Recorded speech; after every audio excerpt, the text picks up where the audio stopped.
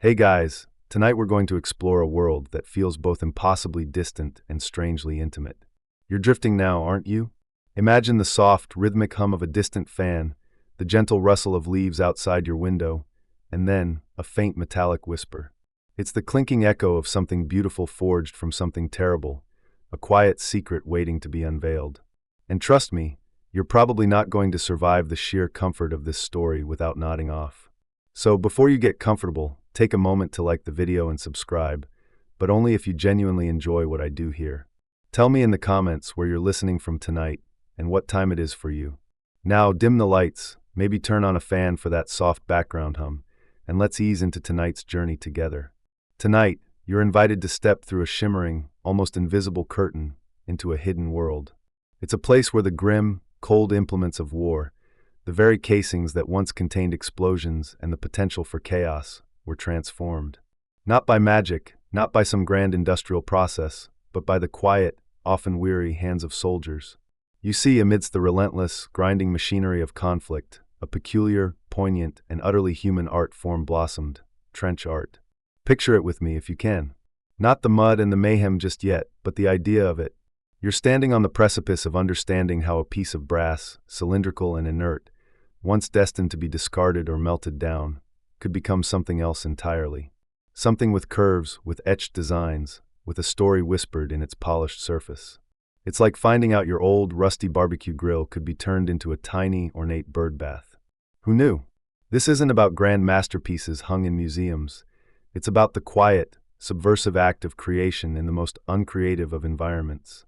You might be thinking, wait, art? In the trenches? Like between dodging bullets and rationing biscuits. And yes, exactly like that.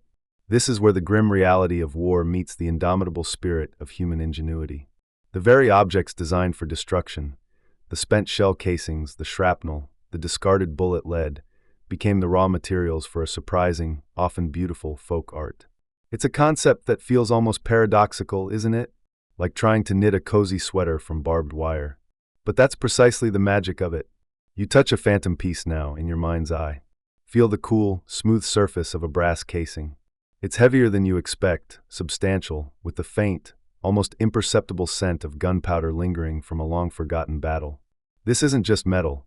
It's a vessel that once held a charge, propelled a projectile, contributed to the deafening symphony of the front lines.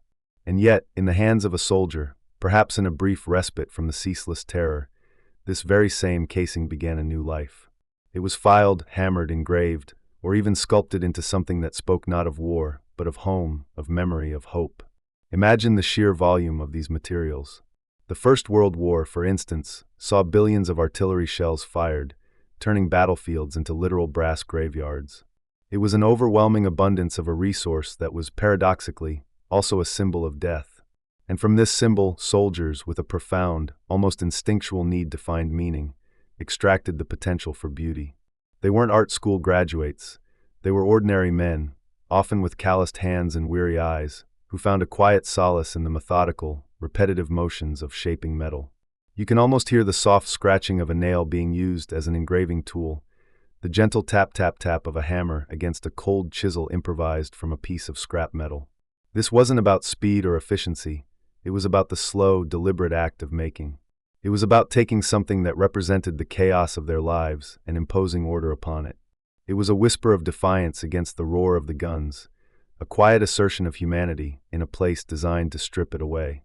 Some accounts even suggest that resourceful soldiers, lacking proper tools, might have used anything from bayonets to their own teeth for initial shaping.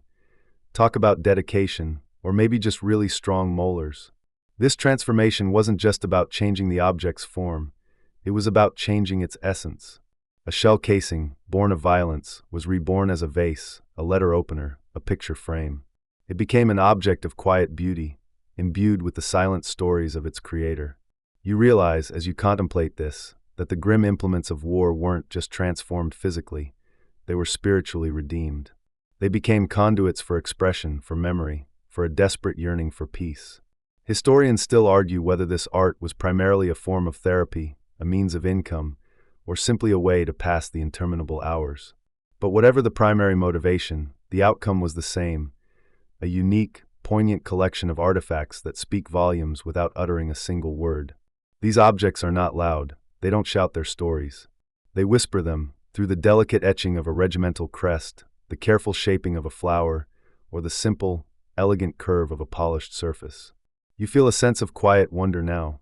It's a world that has largely been forgotten by the casual observer, eclipsed by the grand narratives of battles and strategies. But it's a world that, once you awaken to its whisper, reveals an incredible depth of human resilience and creativity.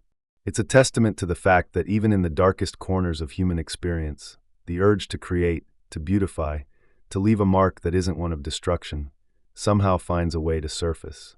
These aren't just pieces of metal, they are echoes of the human spirit, transformed and transforming, speaking softly across the decades. Imagine, if you will, the Western Front. Forget your cozy bed for just a moment, and instead, envision a landscape utterly consumed by an insatiable hunger for earth.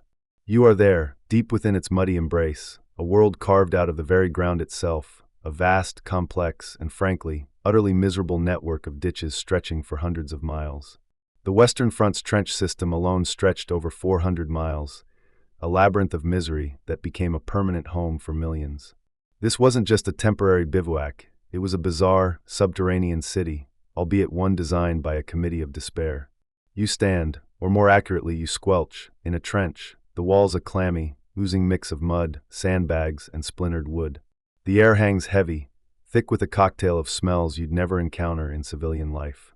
There's the metallic tang of cordite, the acrid bite of stale chlorine from a recent gas attack, the faint, sickening sweetness of decay, and the ever-present, overwhelming stench of unwashed bodies, damp earth, and human waste. It's a scent that clings to your uniform, seeps into your skin, and probably, if we're being honest, permanently reconfigures your nasal passages. Forget your fancy air fresheners. Here, the only thing you're freshening is your resolve not to gag. The light, when it exists, is a pale, grudging thing. Overhead, a thin sliver of sky, often gray and weeping, is all you see. Below, the trench floor is a treacherous, slippery morass. Every step is a gamble, a test of balance against the sucking, clinging mud that threatens to steal your boots, or worse, your dignity. You walk with a perpetual shuffle, a kind of mud-induced moonwalk, trying not to slip and faceplant into the grimy depths. It's a far cry from your morning commute, unless your morning commute involves dodging rats the size of small cats and navigating ankle-deep sludge. And yes, those rats were practically co-tenants, and probably paid more rent in fleas. The soundscape of the trenches is a symphony of the surreal.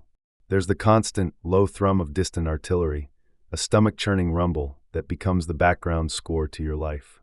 Then, suddenly, the terrifying crescendo of an incoming shell, a high-pitched whistle that screams through the air, culminating in an earth-shattering crump that sends vibrations through your very bones.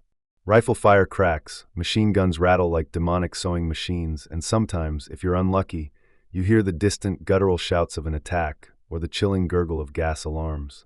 But equally, there are long stretches of an almost unnatural quiet, a silence so profound it feels heavier than the noise, a silence that whispers of unseen dangers and the fragile thread of your own existence.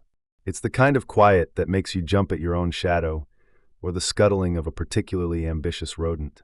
Life here is a relentless cycle of monotony punctuated by moments of sheer, unadulterated terror. You wake before dawn forced stand to, gripping your rifle, peering over the parapet into the misty no-man's land, waiting for an attack that may or may not come. Then the day unfolds in a dreary routine, digging, repairing sandbags, clearing drains, cleaning weapons, endless waiting. Your meals consist of hardtack biscuits, tinned bully beef that tastes suspiciously like despair, and lukewarm tea, often brewed with water that's seen better days, probably before it entered a trench. If you thought your school cafeteria food was bad, well, let's just say bully beef lived up to its name. There's no privacy, no real escape. You sleep, if you can, crammed shoulder to shoulder with your comrades, the chilling damp seeping into your bones, the ever-present threat of lice and fleas your closest companions. The physical discomforts are legion. Trench foot, a truly ghastly condition caused by prolonged exposure to cold, wet, unsanitary conditions, could render a soldier's feet numb, swollen, and gangrenous, often leading to amputation. Dysentery and typhus were rampant, spreading like wildfire through the cramped, unhygienic conditions. The sheer scale of the suffering is almost impossible to grasp from our modern, sanitized lives. Forget your glamping trips. This was the ultimate in roughing it, with 0 stars and a very high mortality rate. And then there's the psychological toll. The constant, gnawing fear. The sight of comrades falling, sometimes with a sickening thud, sometimes with a silent, terrible stillness. The sheer absurdity of it all. The crushing boredom, an enemy almost as potent as the shells. You spend hours, days, weeks, staring at a muddy wall, listening to the drip of water, your mind a prisoner of its own thoughts. This isn't a Netflix binge, this is existential staring, and it's far less entertaining. Yet, amidst this unrelenting bleakness, something remarkable happened. It's a testament to the stubborn, almost defiant resilience of the human spirit. Imagine, against this backdrop of mud, blood, and futility, the quiet, almost subversive act of creation. While the world outside these trenches was tearing itself apart, within their confines, soldiers found ways to piece something together. Historians still argue whether the extreme conditions fostered an unprecedented sense of camaraderie, or if they primarily led to widespread psychological breakdown, or perhaps a complex, fluctuating mix of both. But one thing is clear: the need to create, to connect, to find meaning persisted. Consider, too, the sheer lack of stimulation, the absence of the everyday distractions we take for granted. No phones, no internet, no endless stream of content. Just the brutal reality of the front. This void, this immense vacuum of boredom and despair, became an unlikely incubator for ingenuity. Amidst the mud and despair, soldiers even published their own satirical newspapers and magazines, often handwritten or crudely printed, filled with dark humor and wry observations about their bizarre existence. It was in this crucible of monotony and terror that the quiet, almost whispered art form we're exploring began to take shape. It's an astonishing contrast, isn't it? The very environment designed for destruction, for breaking down the human spirit, inadvertently gave rise to something beautiful, something profoundly human. These aren't just stories of survival, they're stories of creation in the face of oblivion. A quiet rebellion against the chaos, a desperate, almost unconscious assertion of humanity in a place that sought to strip it away. It's a reminder that even when life hands you a canvas of despair, some people will still find a way to paint. You stand, or perhaps you just simply are, amidst the aftermath. The air, thick with the phantom scent of cordite and damp earth, still hums with the memory of percussion. Your boots, or rather, the boots of the soldier you inhabit, scuff against something hard. You glance down. It's brass. A dull, spent, metallic cylinder, lying half-buried in the churned-up mud. It's a shell casing, one of countless thousands, perhaps millions, disgorged onto this scarred landscape. It once held the destructive power of an artillery round, propelled by a violent explosion, screaming through the air to deliver its devastating payload. Now it's just a husk, an empty, inert vessel, discarded like so much refuse on the battlefield's vast, grim floor. And yet, in this moment, in this very quiet, forgotten corner of a war-torn world, something remarkable begins to stir. Imagine the sheer volume of these spent casings. After a particularly fierce barrage, the ground would be literally carpeted with them. They glinted dully in the weak sunlight, or lay hidden beneath layers of mud, waiting to be rediscovered. These weren't just isolated pieces of debris. They were the ubiquitous byproducts of the relentless, industrial-scale warfare that defined the Great War. It's a mainstream historical fact that during the Battle of the Somme alone, over 1.7 million artillery shells were fired by the British in the first week, generating an astronomical quantity of these brass husks. So, you see, the raw material for this nascent art form wasn't scarce. It was a superabundance, a seemingly endless harvest of metallic detritus. It was, in a strange, macabre way, a gift from the very conflict that sought to consume them. Think of it like the ultimate, albeit unintended, recycling program, long before anyone ever thought to put a blue bin on the curb. No need for complicated sorting here. Just pick up what the war so generously provided. You bend down, your fingers, perhaps a little stiff from the cold, close around the cool, smooth surface of the brass. It's heavy, substantial. Not flimsy like a tin can, but solid, designed to withstand immense pressure. You might notice the specific markings etched into its base, a manufacturer's stamp, a date, perhaps a caliber designation. These weren't just any old pieces of scrap. They were precision-engineered components, crafted from high-quality metals, primarily brass, sometimes copper, chosen for their malleability and durability. And as you hold it, a flicker of an idea, a whisper of possibility, might drift through your weary mind. What if this wasn't just trash? What if this could be something else? This quiet realization, this subtle shift in perception, was the true genesis of trench art. The very casings that had carried death and destruction across no man's land were now, through a twist of human ingenuity and desperation, seen as raw material. They were the metallic bones of the battle, waiting to be repurposed. It was a bizarre kind of battlefield alchemy, transforming the remnants of violence into the potential for beauty. You might even find a certain grim satisfaction in it, a quiet defiance. You tried to kill me with this, war? Well, I'm going to make a flower vase out of it. It's a bit like turning your old, crumpled tax forms into origami cranes. Equally absurd, equally satisfying in its own way, though with slightly higher stakes, one might argue. The soldiers, you see, were surrounded by these metallic echoes of battle. They lay everywhere, the large, imposing shells from heavy artillery, the smaller, more manageable casings from field guns, even the slender, elegant bullet casings from rifles. Each one a testament to the sheer scale of the conflict, each one a potential canvas. And it wasn't just casings. Shrapnel, twisted and jagged, could be hammered flat. Copper-driving bands, sheared off shells as they left the gun barrel, were soft and workable. Even aircraft aluminum, if one was lucky enough to find a downed plane and brave enough to salvage from it, offered a lighter, more pliable medium. It's a quirky tidbit that some of the most intricate trench art pieces even incorporated melted-down lead from bullets or salvaged bits of fuses and detonators, adding an even more direct, almost macabre, connection to the instruments of war. It was a truly comprehensive approach to battlefield scavenging. The act of salvaging itself was often a quiet, almost meditative task, performed during lulls in the fighting or under the cloak of night. You would move carefully, your eyes scanning the churned earth, distinguishing the useful from the merely dangerous. Some casings might still be live, a silent threat, so a degree of caution was always required. But for the most part, these were inert, safe to handle, waiting for their new purpose. It was a scavenger hunt of the most unusual kind, a treasure hunt where the treasure was the detritus of destruction. And perhaps, in the methodical search, in the quiet gathering of these cold, metallic forms, there was a small, almost imperceptible shift in your focus, from the omnipresent threat of death to the nascent stirrings of creation. The choice of brass as the predominant material was no accident. Brass, an alloy of copper and zinc, is relatively soft, making it surprisingly workable even with rudimentary tools. It polishes to a beautiful golden sheen, and its weight gives any finished piece a sense of substance and permanence. It's also incredibly durable, resisting corrosion in the damp, muddy conditions of the trenches. This made it the ideal medium for an art form born of necessity and circumstance. You didn't need a fancy art supply store.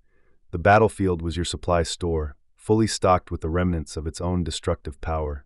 Talk about a grim kind of shop local initiative.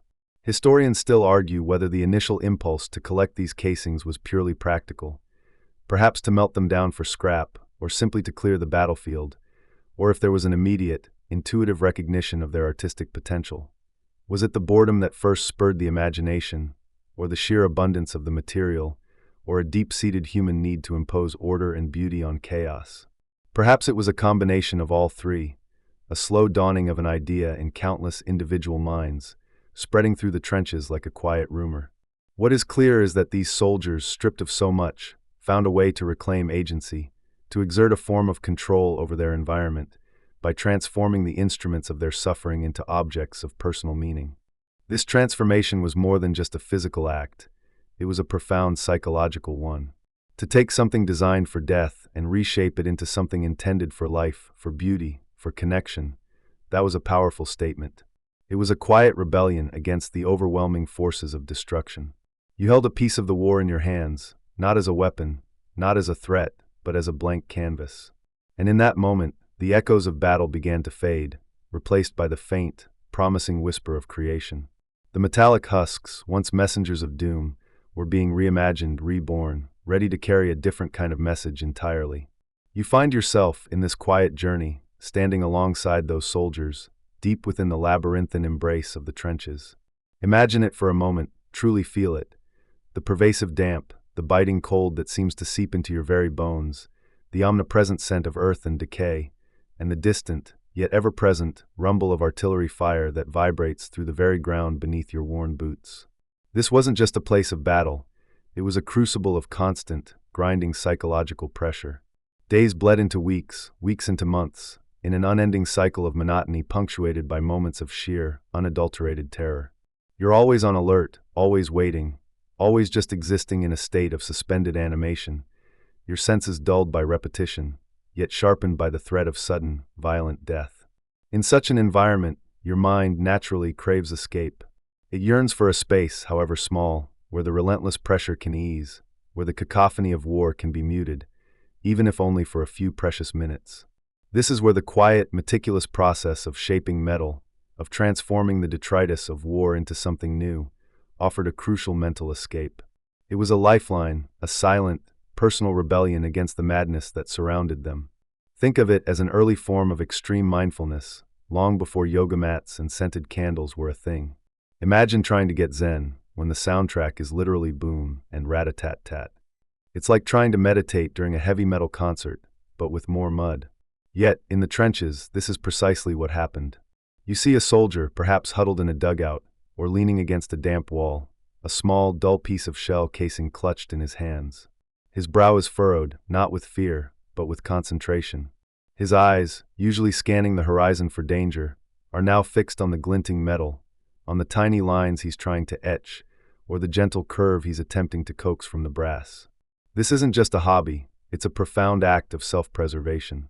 When you are constantly bombarded by the sights and sounds of destruction, when your primary function is to destroy or to avoid being destroyed, the act of creating something becomes an anchor.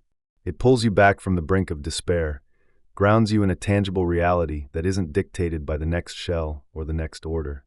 The process itself was absorbing. You might start by cleaning the casing, scraping away the grime and residue of battle.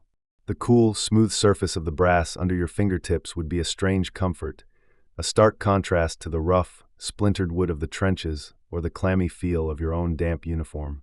Then comes the planning, the quiet contemplation of what this piece of metal could become. Perhaps a small, ornate vase for a single, imagined flower back home. Perhaps a delicate ring or a letter opener. This mental exercise, the envisioning of a future object, was itself a powerful distraction from the grim present. Then the work begins. You might use a nail, a sharpened bayonet, or even a dental tool scavenged from a discarded medical kit to begin engraving.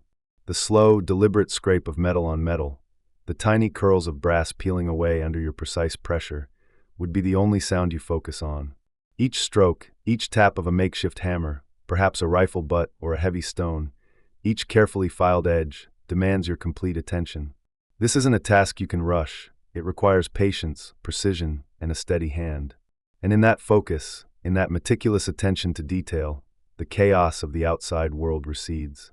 The distant thud of explosions becomes a muffled echo, the shouts of comrades fade into the background.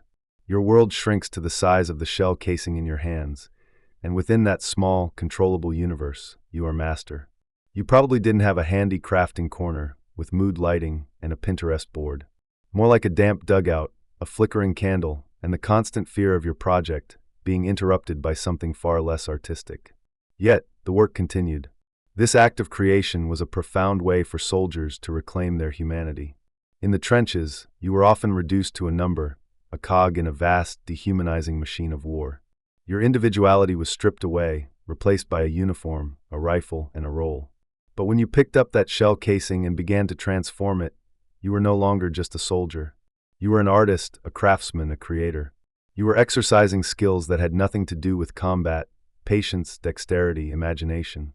You were connecting with a part of yourself that existed outside the brutal confines of the battlefield, a self that remembered quiet evenings, peaceful pursuits, and the simple joy of making something with your own hands. The very act of shaping metal was a defiant assertion of life over death, of beauty over destruction.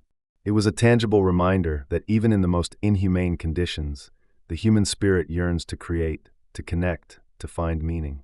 For some, it was almost meditative.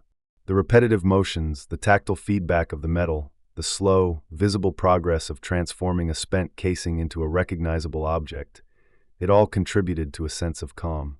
It was a way to quiet the racing thoughts, to soothe the frayed nerves, and to simply be for a moment, unburdened by the weight of war.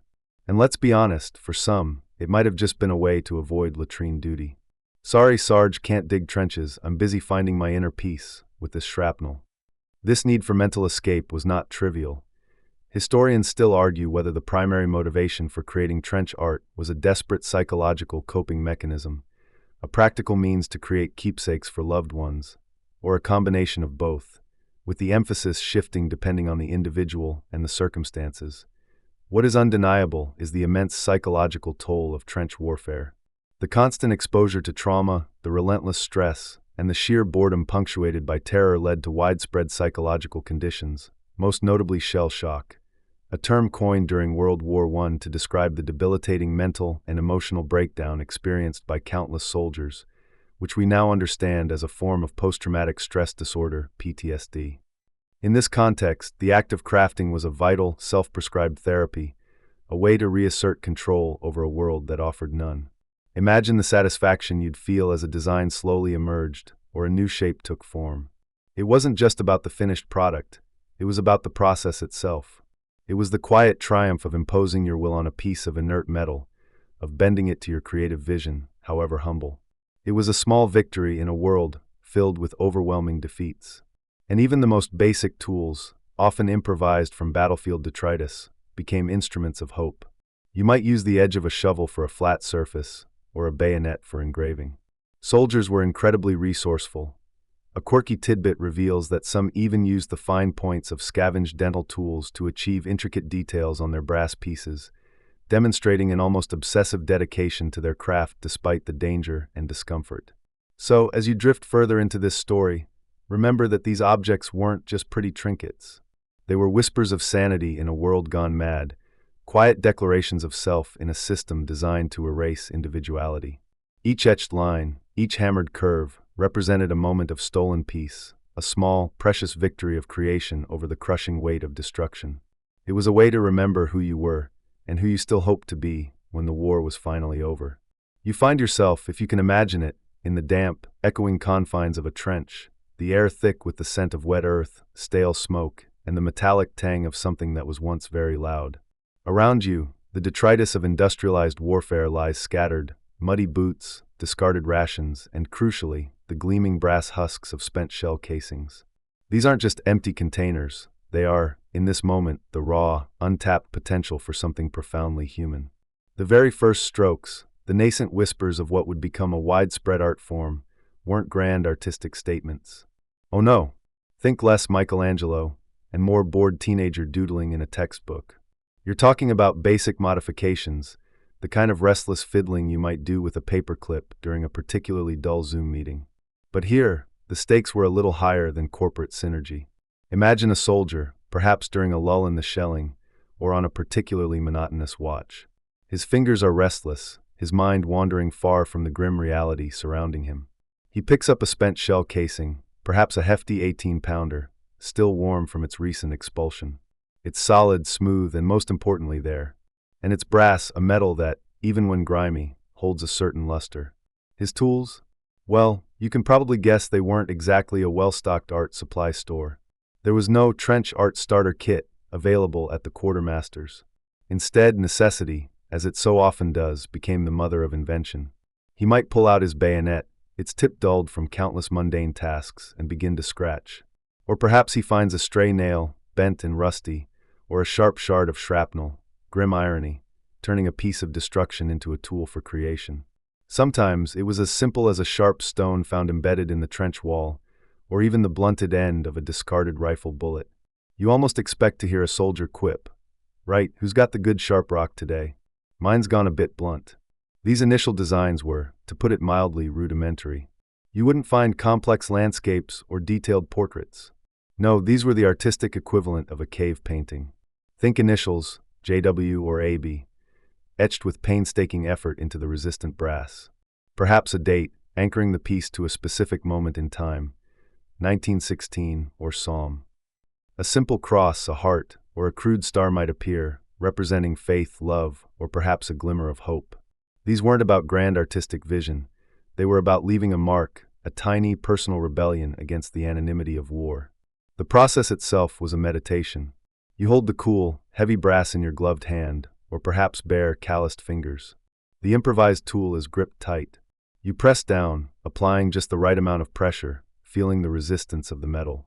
A faint scraping sound fills the quiet, a sound that, in the vast cacophony of the front, was barely audible, yet profoundly intimate. You watch as the dull brass gives way, revealing a brighter, almost golden line beneath. It's slow work, requiring patience that, paradoxically, the endless waiting of trench life sometimes afforded. Mainstream historical fact. The sheer volume of artillery expended during battles like the Somme or Verdun meant that spent shell casings were not just abundant, but virtually ubiquitous. Millions upon millions of these brass cylinders lay scattered across the battlefields, a testament to the industrial scale of the conflict. This incredible availability was a practical prerequisite for the art form to flourish. Imagine a landscape literally carpeted with the raw material for your next hobby project. It was like living in a giant, deadly craft store, if that craft store also occasionally exploded. As the soldier scratches, he might be thinking of home, of a loved one whose initials he is carefully inscribing. Or perhaps he's simply trying to keep his mind from dwelling on the rats, the mud, or the distant rumble of the guns. This simple, repetitive action of marking metal became a form of self-soothing, a quiet anchor in a world adrift in chaos. It was a way to exert control, however small, over his environment, transforming something that had been part of an engine of destruction into an object of personal significance. You can almost feel the deliberate, slow drag of the sharpened bayonet tip across the brass, the tiny vibrations traveling up the soldier's arm. Sometimes, to deepen the lines, he might tap the back of his improvised tool with a small stone, or even the butt of his rifle, creating a series of tiny indentations that, when connected, formed a line. This wasn't precision engineering, it was brute force applied with a delicate touch. Historians still argue whether the earliest forms of trench art were primarily utilitarian, perhaps intended as simple markers for personal belongings, or purely aesthetic in their initial intent, a spontaneous expression of a deep human need to create. Was it about, I need to know this mug is mine, or I need to make something beautiful? Perhaps it was a bit of both, evolving as skill and ambition grew.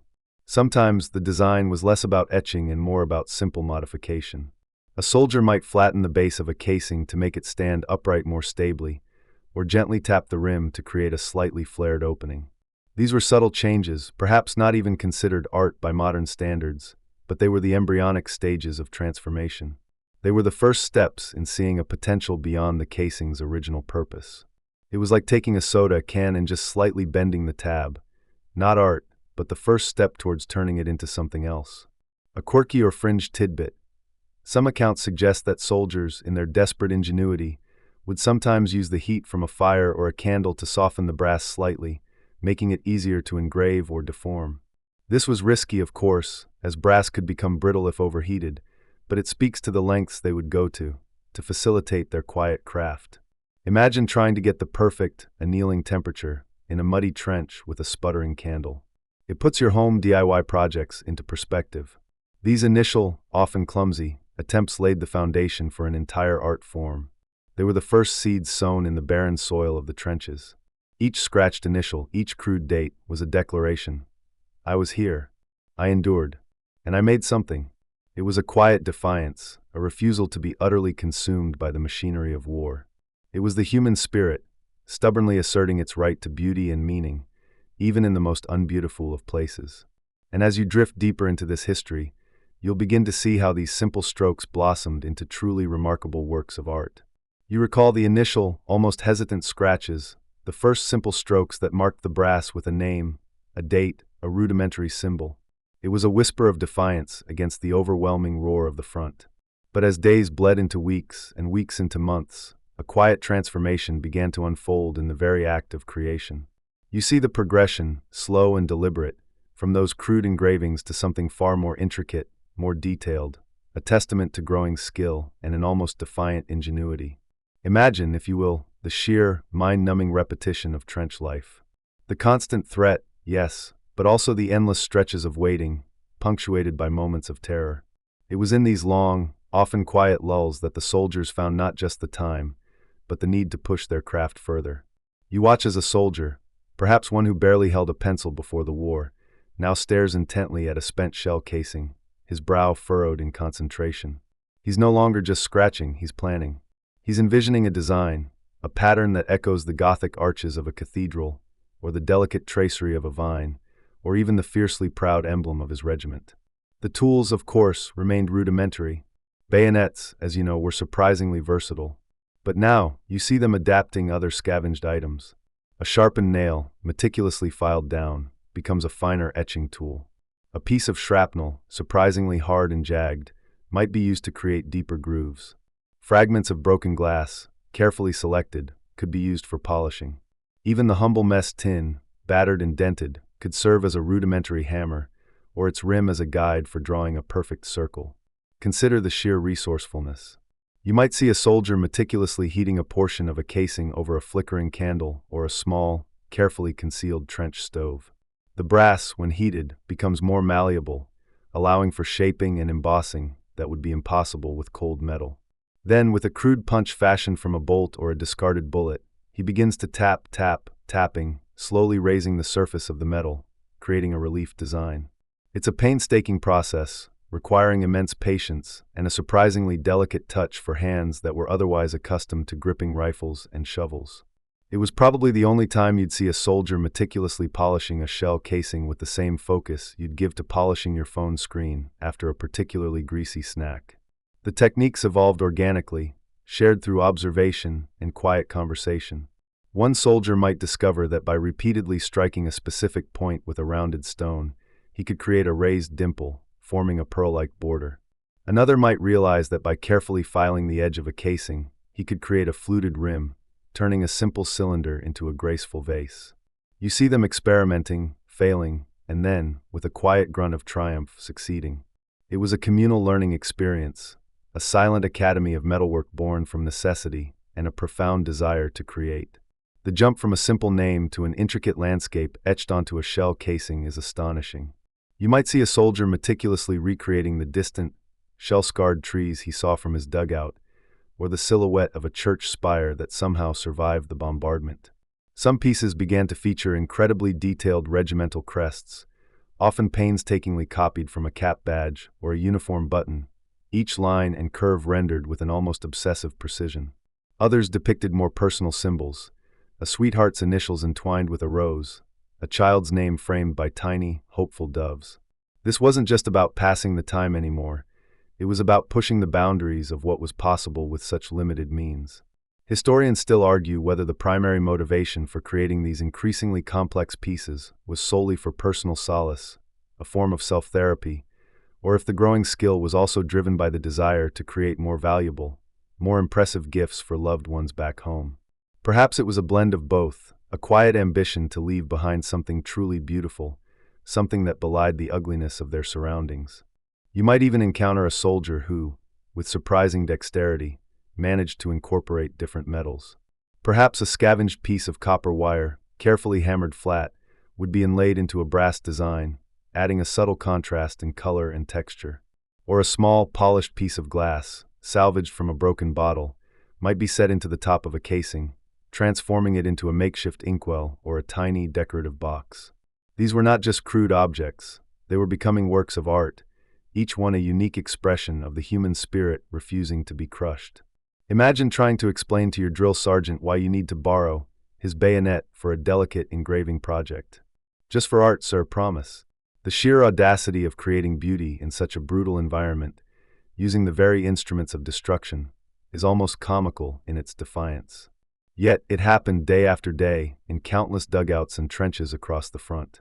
A fascinating, albeit less common, technique involved using the very sound of the work. Some soldiers, perhaps those with a background in music or simply a keen ear, would listen to the resonance of the metal as they worked. They might adjust the force of their tapping or the angle of their tool, based on the subtle changes in pitch or vibration. It's a fringe tidbit, difficult to verify widely, but the idea of a soldier tuning his work to the quiet hum of the brass, almost like a sculptor listening to the stone, adds another layer of profound dedication to this craft. The shell casing wasn't just a canvas, it was an instrument. You can almost hear the quiet tapping, a rhythmic, almost meditative sound that would have cut through the often deafening silence between bombardments.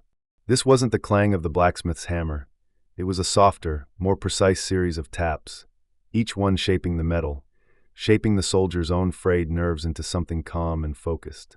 Some of these guys probably went from "I can barely draw a stick figure" to "I'm basically a brass Michelangelo," in a matter of months, which, honestly, is more impressive than winning the lottery. The mainstream historical fact here is the sheer volume of artillery shell casings that became available to soldiers. The industrial scale of warfare, particularly World War I, meant that millions upon millions of shells were fired. The casings, often made of high-quality brass, were robust and relatively easy to work with, providing an almost endless supply of raw material for these burgeoning artists. Artillery pieces like the French 75mm field gun or the German 105mm howitzer were ubiquitous, and their spent casings became the most common medium for trench art, providing a consistently sized and shaped canvas for the soldiers' evolving skills. This abundance of material directly enabled the widespread development of these more complex techniques. As you observe the meticulous work, you begin to understand that each additional detail, each new technique mastered, wasn't just about artistic ambition. It was about pouring more of oneself into the object. It was a greater investment of time, of focus, of precious mental energy. And in doing so, these objects became imbued with an even deeper significance, transforming from simple curiosities into profound statements of resilience, hope, and an unyielding human spirit. The evolution of craftsmanship was, in essence, the evolution of their quiet, desperate fight for humanity. As the soldiers' skills honed, as their hands, accustomed to the grim reality of the trenches, found a new rhythm in creation, the simple etched casings began to evolve into something far more intricate, more purposeful. You see, it wasn't enough to just scratch a name onto a piece of brass. The human spirit, even when mired in mud and despair, yearns for utility, for beauty, for connection. And so, from the very implements of destruction, a diverse array of functional and decorative items began to emerge, each one a testament to an indomitable will to create. Imagine, if you will, the sheer volume of spent ammunition. During the colossal bombardments of battles like Verdun or the Somme, literally millions of artillery shells were fired, leaving behind a staggering landscape of metallic husks. It was an apocalyptic junkyard, and yet, within that desolation, lay the raw material for an art form. These weren't just random scraps, they were the very casings, the brass cylinders that had once propelled death across no man's land, now transformed into potential canvases. The most iconic, perhaps, and certainly the most frequently encountered, was the shell vase. You find them in various sizes, from the slender elegance of a rifle cartridge, meticulously etched with a delicate floral motif, to the imposing grandeur of a 75mm or even a 105mm artillery casing, standing like a polished brass column, often proudly bearing the name of a famous battle or a regimental crest. These weren't just decorative, they were often incredibly practical, too, holding a few wildflowers plucked from a surprisingly resilient patch of earth behind the lines, or perhaps, back home, a spray of roses in a quiet parlor. The transformation from a weapon of war to a vessel for beauty is, in itself, a profound statement, isn't it? It's like turning a drone into a bird feeder. A much more soothing outcome, don't you think? The process of turning these casings into vases involved a surprising degree of ingenuity. Soldiers would carefully anneal the brass, heating it to make it more malleable, then using improvised tools, perhaps a sharpened bayonet, a filed-down nail, or even a dental pick borrowed from a medical kit, to tap, hammer, and chisel intricate designs. You might see a delicate scrollwork of vines, a bold eagle with outstretched wings, or simply the soldier's name, unit, and the year, a quiet mark of existence in a world that sought to erase it. The metal, once so rigid, became supple under their touch, allowing for a surprising level of detail, transforming a brutal cylinder into something almost organic in its flow. But the creativity didn't stop at vases. Oh no! The smaller casings and fragments of shrapnel became the raw material for a myriad of more intimate objects. Think about the humble cigarette lighter. In the damp, often miserable conditions of the trenches, a reliable flame was a small luxury, and the soldiers became masters of creating these ingenious devices. Often fashioned from the base of a smaller shell, or even a bullet, these lighters were meticulously crafted, sometimes with tiny hinged lids, little wicks, and even miniature striking mechanisms. You can almost feel the smooth, cool brass in your hand. Imagine the satisfying click as a soldier sparked a flame to light a much-needed cigarette, a brief moment of warmth in the cold, damp air. One might even joke that these lighters were the original pocket warmers, though perhaps not quite as effective as modern ones. Alongside the lighters, you'd find ashtrays, carefully hammered into shallow bowls from larger shell bases, their rims often decorated with simple patterns, or perhaps the initials of the soldier who crafted them. And then there were the matchbox holders, designed to protect those precious, easily dampened matches from the ever-present moisture. These small, everyday items speak volumes about the persistent human need for comfort and convenience, even in the most inconvenient of places. It's truly fascinating how, when faced with the absolute worst conditions, people still find time to make sure their matches don't get soggy. Because, let's be honest, a damp match is a crisis of epic proportions when you're craving a smoke. Beyond the smoking accessories, the soldiers' workshops, often just a dugout corner or a quiet spot behind the lines, produced a range of desk accessories that would later grace mantels and studies back home. Imagine a sturdy pen holder, crafted from a polished casing, perhaps with a small, brass-bound inkwell nestled beside it, or a paperweight heavy and solid, sometimes shaped like a miniature helmet or a small, stylized tank, its surface smoothed and shined. These were not just functional, they carried a silent weight of meaning, a tangible link to a world that felt a million miles away. You can just picture a father back home, using a trench art paperweight to hold down his correspondence, a silent, daily reminder of his son's service. Though, if you ever dropped one of these, you'd probably need a new floor. They were solid. And then there were the more personal adornments, the pieces that might have been worn close to the skin. Rings, often fashioned from the copper driving bands of shells, intricately twisted or engraved with initials or simple symbols of love and remembrance. Small pendants, perhaps a miniature cross or a heart, carefully cut from a piece of shrapnel and polished to a soft gleam. These were intimate pieces, often crafted with a specific loved one in mind, carrying the quiet hope of return, the enduring power of connection across vast, terrifying distances. You can almost feel the gentle weight of a brass locket against your chest, imagining the warmth of the hand that crafted it, the heart that hoped to give it. The creativity extended to more intricate, often sculptural pieces as well. Some soldiers, with remarkable patience and skill, would sculpt miniature models of tanks, biplanes, or even submarines from smaller shell casings, carefully soldering or riveting pieces together. These weren't just toys, they were often commemorative pieces, celebrating a particular technological marvel, or perhaps a unit's involvement in a significant engagement. Others would create more symbolic items like crucifixes, their forms beautifully rendered from twisted brass, offering a quiet solace in a world where faith was often the only anchor. Each of these items, from the grand shell vase to the tiny cigarette lighter, was imbued with profound personal meaning. They weren't mass-produced souvenirs. They were unique creations, born of necessity, boredom, and a desperate yearning for connection. Many were crafted as poignant gifts for loved ones back home, a mother, a sweetheart, a child. Imagine the moment of unwrapping such a gift, a piece of polished brass, perhaps still bearing the faint scent of the trenches, transformed into a beautiful, useful object. It was a tangible piece of the soldier's experience, a silent message that transcended the horrors of war. It said, "I am here, I am thinking of you, and I am still capable of creating beauty." These objects served as powerful reminders of enduring connection across vast distances, a way for soldiers to bridge the chasm between the brutal front lines and the quiet domesticity they longed for. For the soldier, the act of creation itself was a form of therapy, a meticulous distraction from the ever-present threat of death, a way to reclaim a sliver of control and humanity. For the recipient, the object became a cherished heirloom, a tangible link to a loved one far away, a silent testament to their survival and resilience. Historians still argue whether these pieces were primarily acts of personal therapy or strategic attempts to maintain morale within units. Perhaps it was a little of both. The shared act of creation, the quiet focus on a task that wasn't about destruction, could foster a sense of community, a shared purpose beyond the grim objectives of war. The very act of transforming a symbol of death into an object of beauty was, in itself, an act of defiance, a quiet assertion of life over destruction.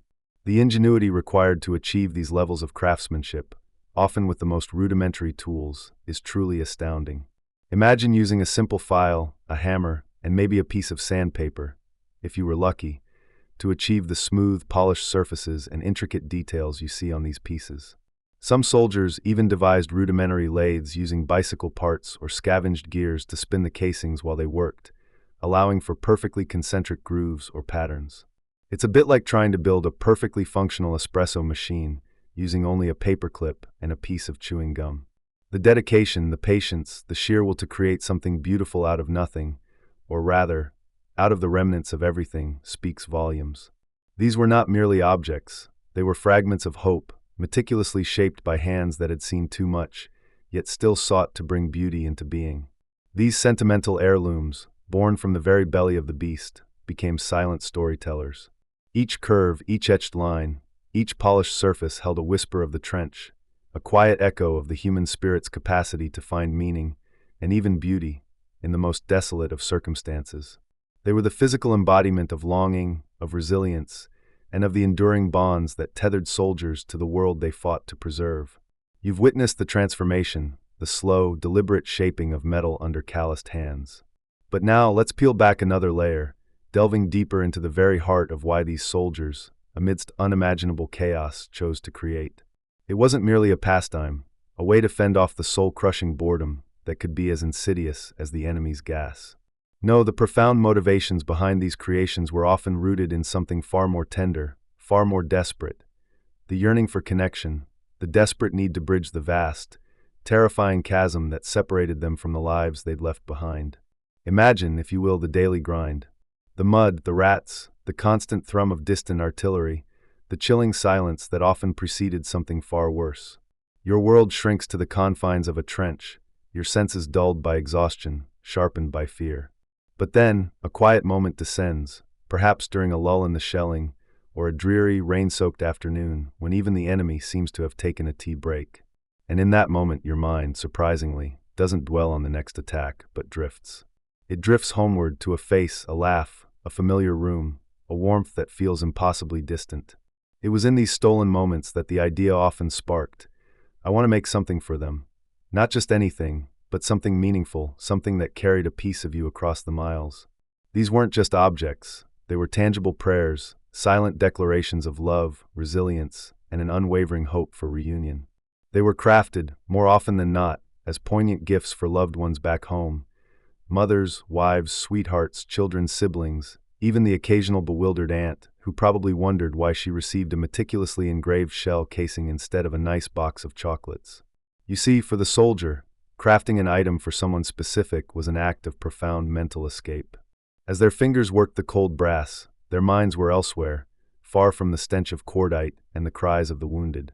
They were back in a sun-drenched parlor, picturing a mother's gentle smile as she placed a newly engraved vase on her mantelpiece, or envisioning a wife's tearful embrace as she clutched a small, polished cigarette lighter, its surface bearing their initials. This meticulous focus on a familiar face, on a cherished memory, was a lifeline. It was a defiant assertion of humanity in a place designed to strip it away, a quiet rebellion against the dehumanizing machinery of war. Consider the sheer emotional weight these humble objects carried. A soldier might spend weeks, even months, painstakingly working on a single piece. He'd scavenge for the perfect shell casing, perhaps one from a particularly intense bombardment, imbuing it with a grim significance only he understood. He'd carefully smooth its edges, hammer out dents, and then, with makeshift tools, a sharpened nail, a piece of broken glass, or even a commandeered bayonet tip, begin the painstaking process of etching. Each tap, each scrape, each delicate cut was a whisper of remembrance, a silent message sent ahead of the object itself. It was a way of saying, I'm still here. I'm thinking of you. I haven't forgotten our life, and I'm coming home to it. The sheer volume of personal correspondence and parcels sent during the First World War is a testament to this deep-seated need for connection. Did you know that during World War I, the British Army Post Office handled an average of 12.5 million letters and 1 million parcels a week? It was an astonishing logistical feat, driven by the desperate need for soldiers to communicate with home and for families to send comfort and reassurance to the front. These trench art pieces, once completed, joined this incredible river of mail, often carefully wrapped in scraps of cloth or newspaper, their journey home as perilous as the lives of their creators. Imagine the postal worker back home, perhaps a veteran himself, handling a package that felt unusually heavy, its contents clinking with an unfamiliar metallic sound. He'd probably just sigh and think, another one of those things. But what exactly did they make? The variety was astonishing, often dictated by the size of the casing or bullet and the soldier's burgeoning skill. For mothers, you might find an intricately embossed shell vase, perhaps decorated with flowers or the soldier's regimental crest. For wives or sweethearts, small, delicate items were common. Cigarette lighters, jewelry boxes, thimbles, or even miniature picture frames, lovingly sized to hold a tiny, faded photograph. For children, the gifts took on a different character. Perhaps a miniature cannon or a small, polished whistle, gleaming with a promise of fun that felt so far removed from the muddy realities of the trenches. It wasn't always about grand gestures. Sometimes it was the simplest, most functional item that spoke volumes. A letter opener, for instance, crafted from a bullet, symbolizing the soldier's hope that his letters would continue to reach home, and there's him. There's a quirky, almost endearing side to this. You can almost picture a soldier, meticulously cleaning a shell casing, perhaps humming a tune from home, completely absorbed in his task. Then another soldier walks by, peers over his shoulder, and quips, "Oh, making a little something for the missus, eh? Mine's getting a lovely, slightly lopsided ashtray. She'll adore it, I'm sure, for its rustic charm." It's a moment of levity, a shared understanding of the bizarre reality they inhabit, where instruments of death become tokens of affection. And let's be honest, some of these gifts, while heartfelt, probably had a certain "it's the thought that counts" quality to them, much like that wonky pottery mug you got from your nephew in kindergarten. But unlike a kindergarten mug, these were forged in the crucible of war, imbuing them with an almost sacred significance. Historians still argue whether the primary motivation for creating these gifts was purely emotional, a desperate attempt to maintain psychological well-being, or if there was a more practical element at play, such as bartering for food or comforts, or even a nascent form of informal economy within the trenches. While some pieces certainly entered a rudimentary trade system, the overwhelming evidence, supported by letters and diaries, points to the profound emotional drive behind gifts. Intended for home. The sheer effort, the personal touches, the specific designs, these weren't just commodities. They were conduits for love, vessels for memory. Imagine the quiet joy, the profound relief, that washed over a family member when one of these packages finally arrived. It wasn't just a physical object, it was proof. Proof that he was still alive, still thinking of them, still human. The very material, the brass of a shell casing, might initially have been unsettling, a stark reminder of the war. But then, as they ran their fingers over the carefully etched patterns, the polished surface, the obvious care taken in its creation, the object transcended its origins. It became a symbol of enduring connection, a bridge across the vast distances of land and spirit. It spoke volumes where a soldier, often hardened by his experiences, might find himself unable to articulate the horrors he had witnessed, or the depths of his longing. These gifts, in their quiet eloquence, spoke for him. They were the silent, brass-etched beating hearts of soldiers, sent home to remind their loved ones that, even in the darkest of times, love and hope persisted.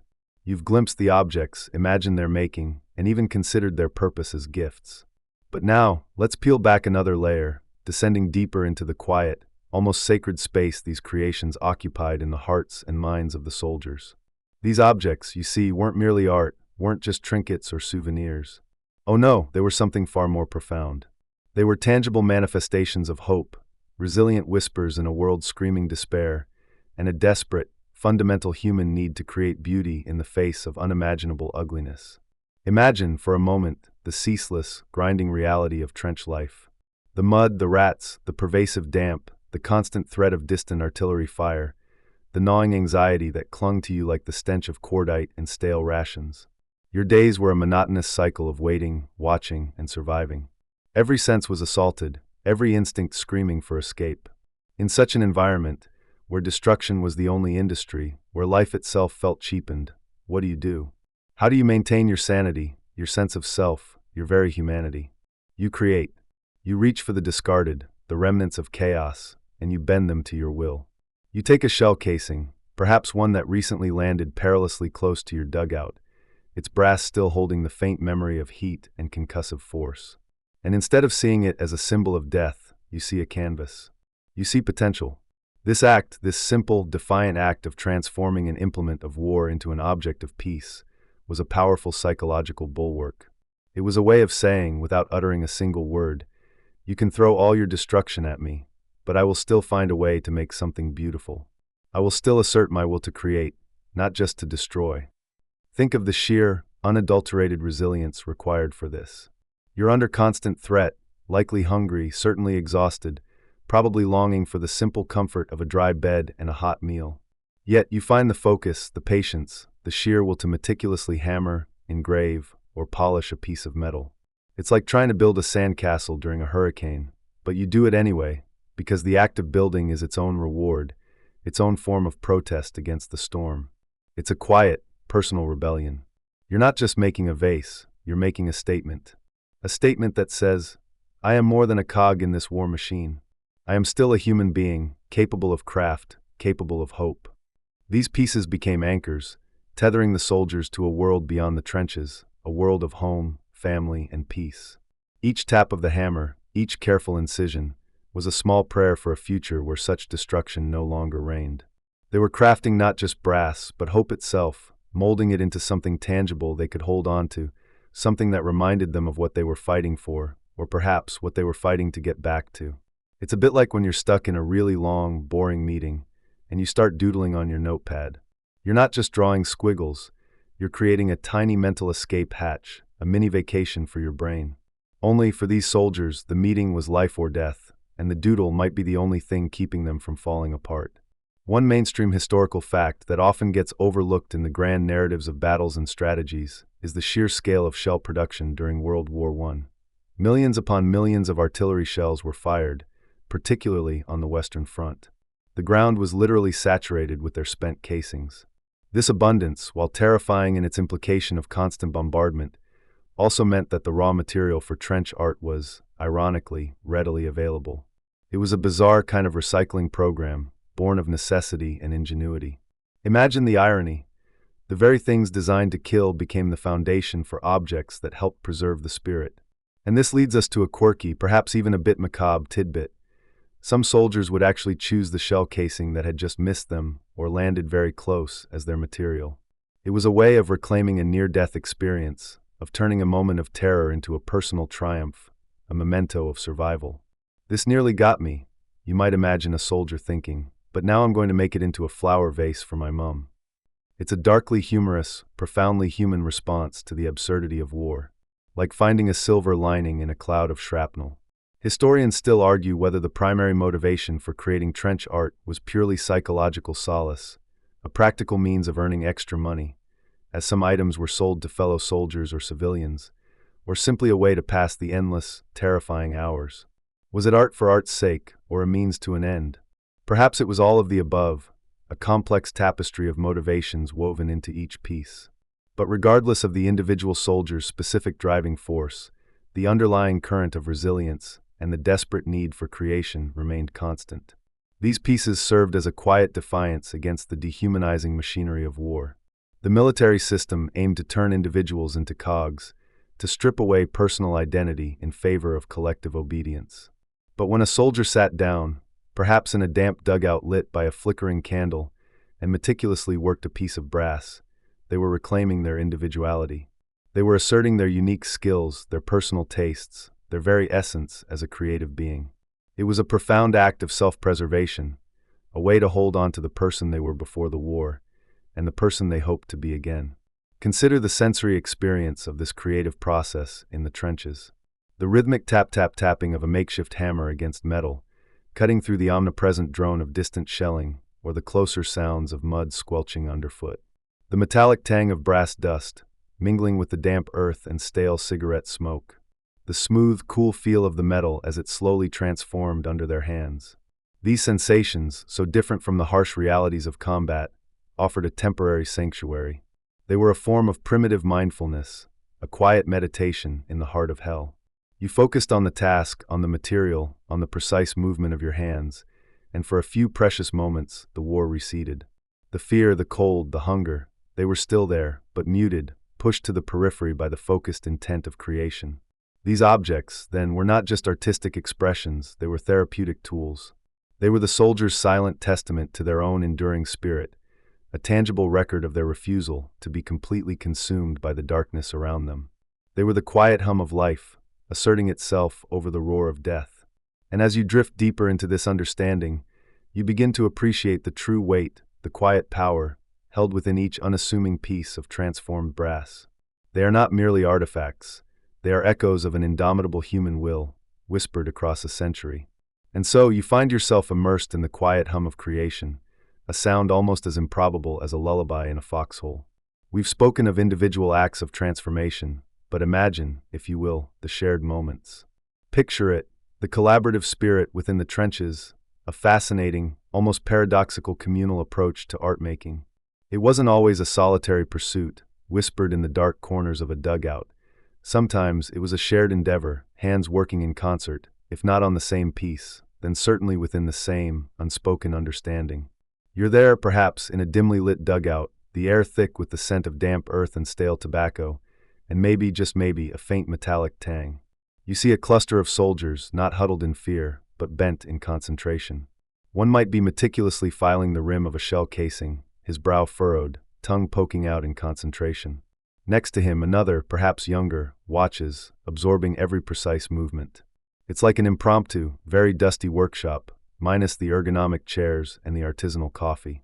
Finding a proper file, by the way, was like finding a unicorn that could also sharpen your bayonet, a truly mythical occurrence, making its shared existence even more precious. The sharing wasn't just about the scarcity of tools, though that was a significant driver. Imagine trying to precisely engrave brass with a bayonet tip, or smooth a jagged edge with a piece of scavenged brick. Tools, whether a repurposed nail, a sharpened spoon, or a fragment of shrapnel honed into a cutting edge, were gold. If one soldier had a decent pair of pliers or a small, relatively flat stone for polishing, you can bet that item circulated more widely than gossip about the latest trench rations. This communal tool chest, cobbled together from the detritus of war, wasn't just efficient, it was a silent testament to interdependence. But beyond the practicalities, there was the sharing of knowledge, the quiet transfer of technique. Think of it as the original, hyperlocal, peer-to-peer learning network, long before Wi-Fi was even a twinkle in a scientist's eye. A soldier who'd managed to figure out how to perfectly anneal a piece of brass, softening it with heat from a candle or a small fire to make it more malleable without melting it, would likely share that secret. You'd watch, mesmerized, as he'd gently heat the metal until it glowed a dull red, then perhaps quench it in water, the hiss a surprisingly satisfying sound amidst the omnipresent drone of distant artillery. This wasn't something taught in basic training, mind you. These were trade secrets born of necessity and curiosity. Some soldiers, through this informal system, became accidental art professors, just without the tweed jackets or the tenure track. You might see one soldier demonstrating how to use a small, blunted nail to create a stippled texture, tapping endlessly, patiently, until a pattern emerged. Another might show how to use a piece of broken glass to scrape away imperfections, or how to rub the brass with fine sand, or even boot polish to achieve a desired patina, giving the metal an aged, distinguished look.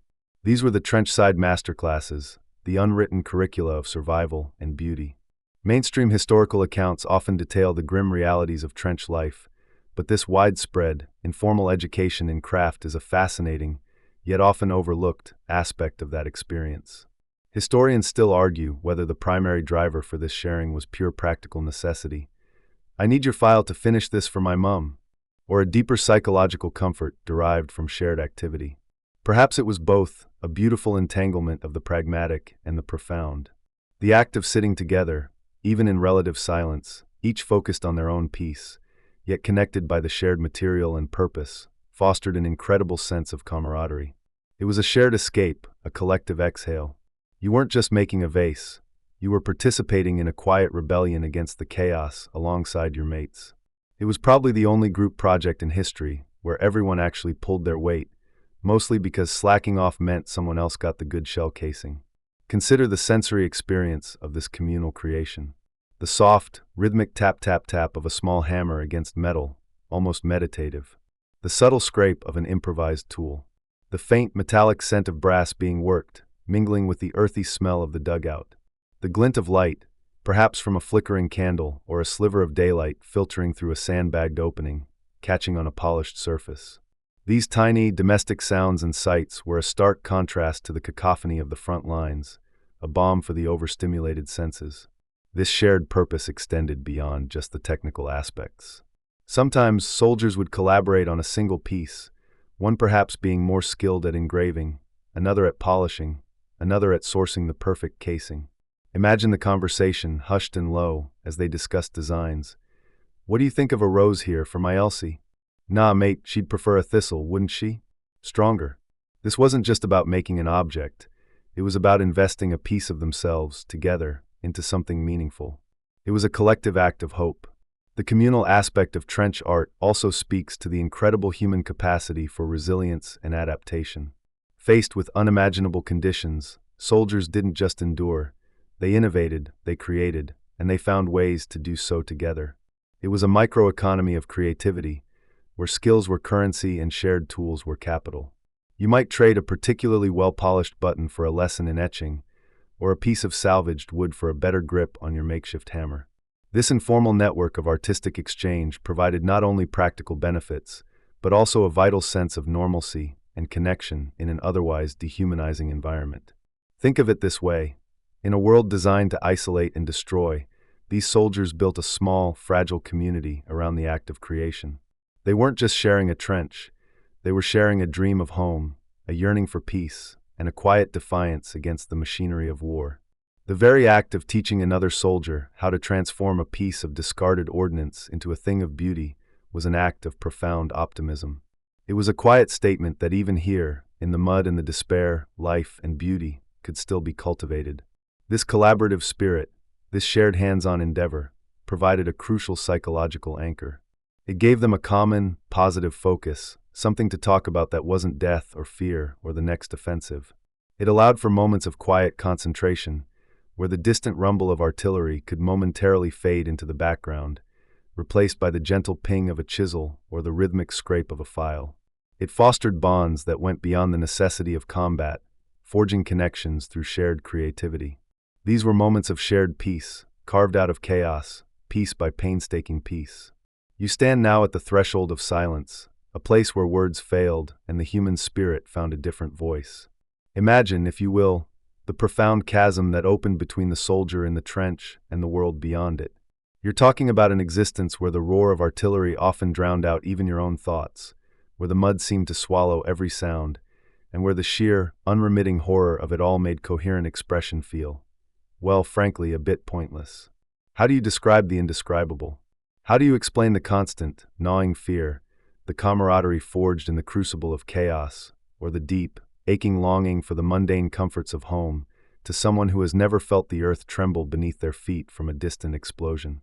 It's harder than trying to get a decent Wi-Fi signal in a dugout, even before Wi-Fi was a twinkle in anyone's eye. This is where the quiet artistry of the trenches steps in, becoming a Rosetta Stone for unspoken feelings. These shell casings, transformed by weary hands, weren't just decorative objects.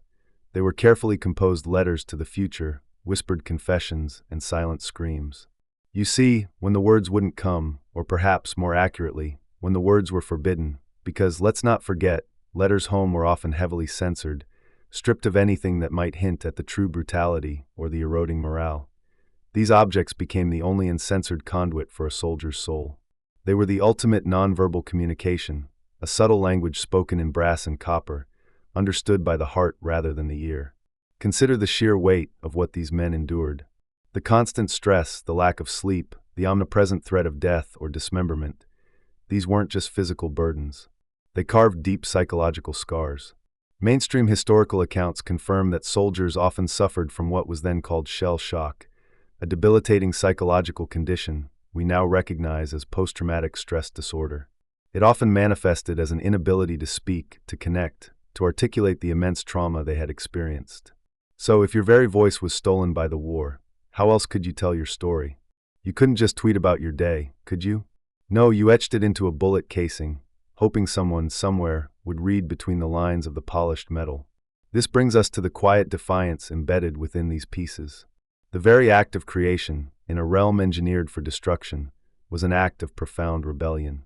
You were taking the instruments of death, the very shells that brought terror and devastation, and you were turning them into something beautiful, something useful, something that spoke of life. It's like taking a pile of tax forms and turning them into a perfectly sculpted miniature of the Eiffel Tower. It's not just skill, it's a statement. You were asserting your humanity, your individuality, against a system that sought to strip it away, to reduce you to a cog in a vast, grinding war machine. The meticulous care, the hours spent hunched over a piece of brass, weren't just about passing time. They were about reclaiming time, making it your own, rather than letting the war dictate every second. It was a defiant whisper against the roar of the guns, a quiet assertion that, I am more than just a soldier, I am a creator. And what did these silent masterpieces whisper about most often? A profound yearning for peace, for home, for a return to normalcy. You'll find countless examples of trench art adorned with symbols of peace, doves, olive branches, or pastoral scenes.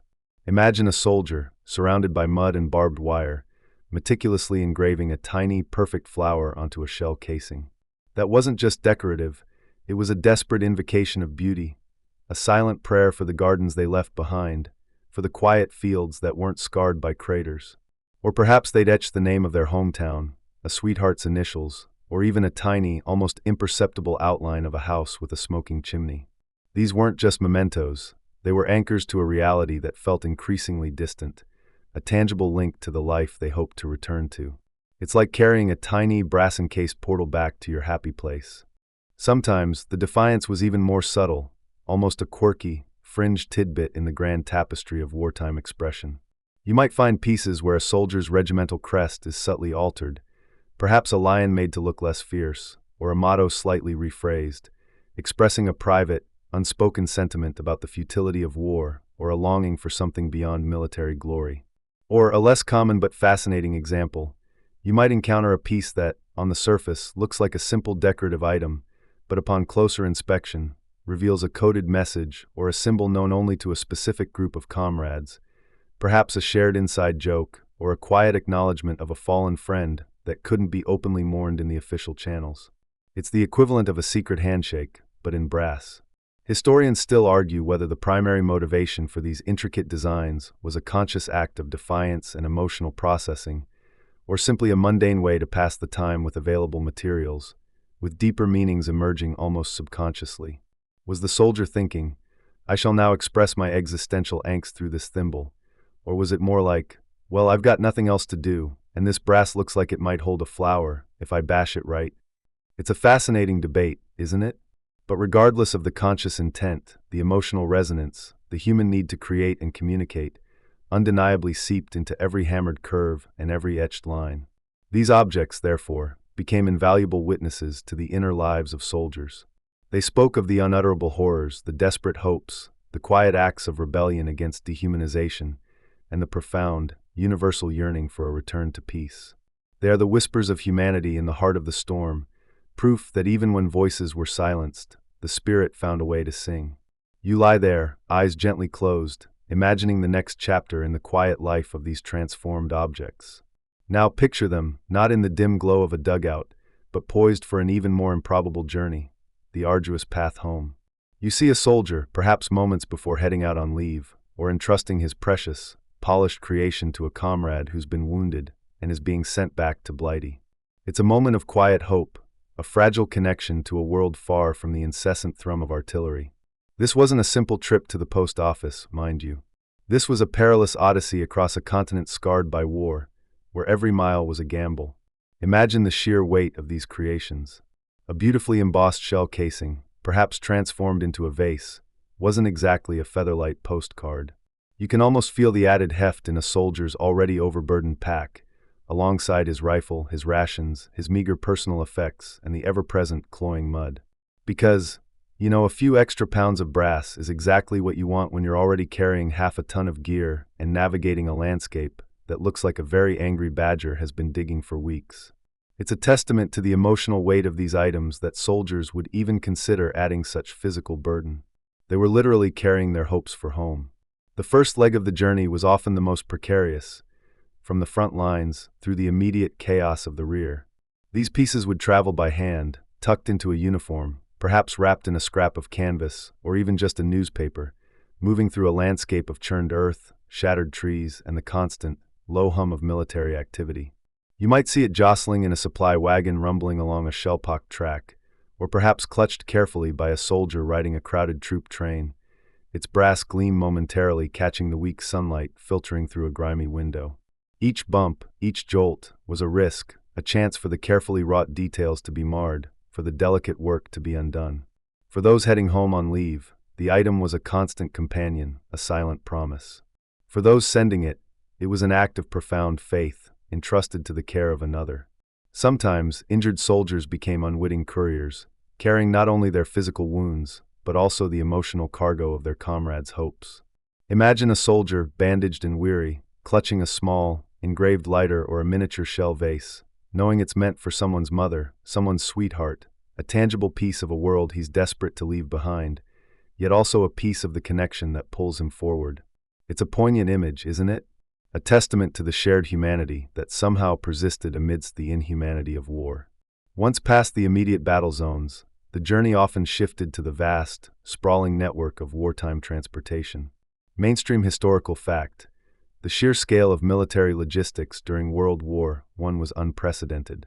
Armies established incredibly complex postal and transport systems, handling billions of letters and parcels. For instance, the British Army Postal Service alone processed an average of 12.5 million letters and 1 million parcels per week by 1917. While many trench art pieces might have been sent through official channels, especially smaller items, the larger, heavier pieces often presented a unique challenge, sometimes relying on less formal means. Think of the endless train journeys across France, Belgium, or Germany.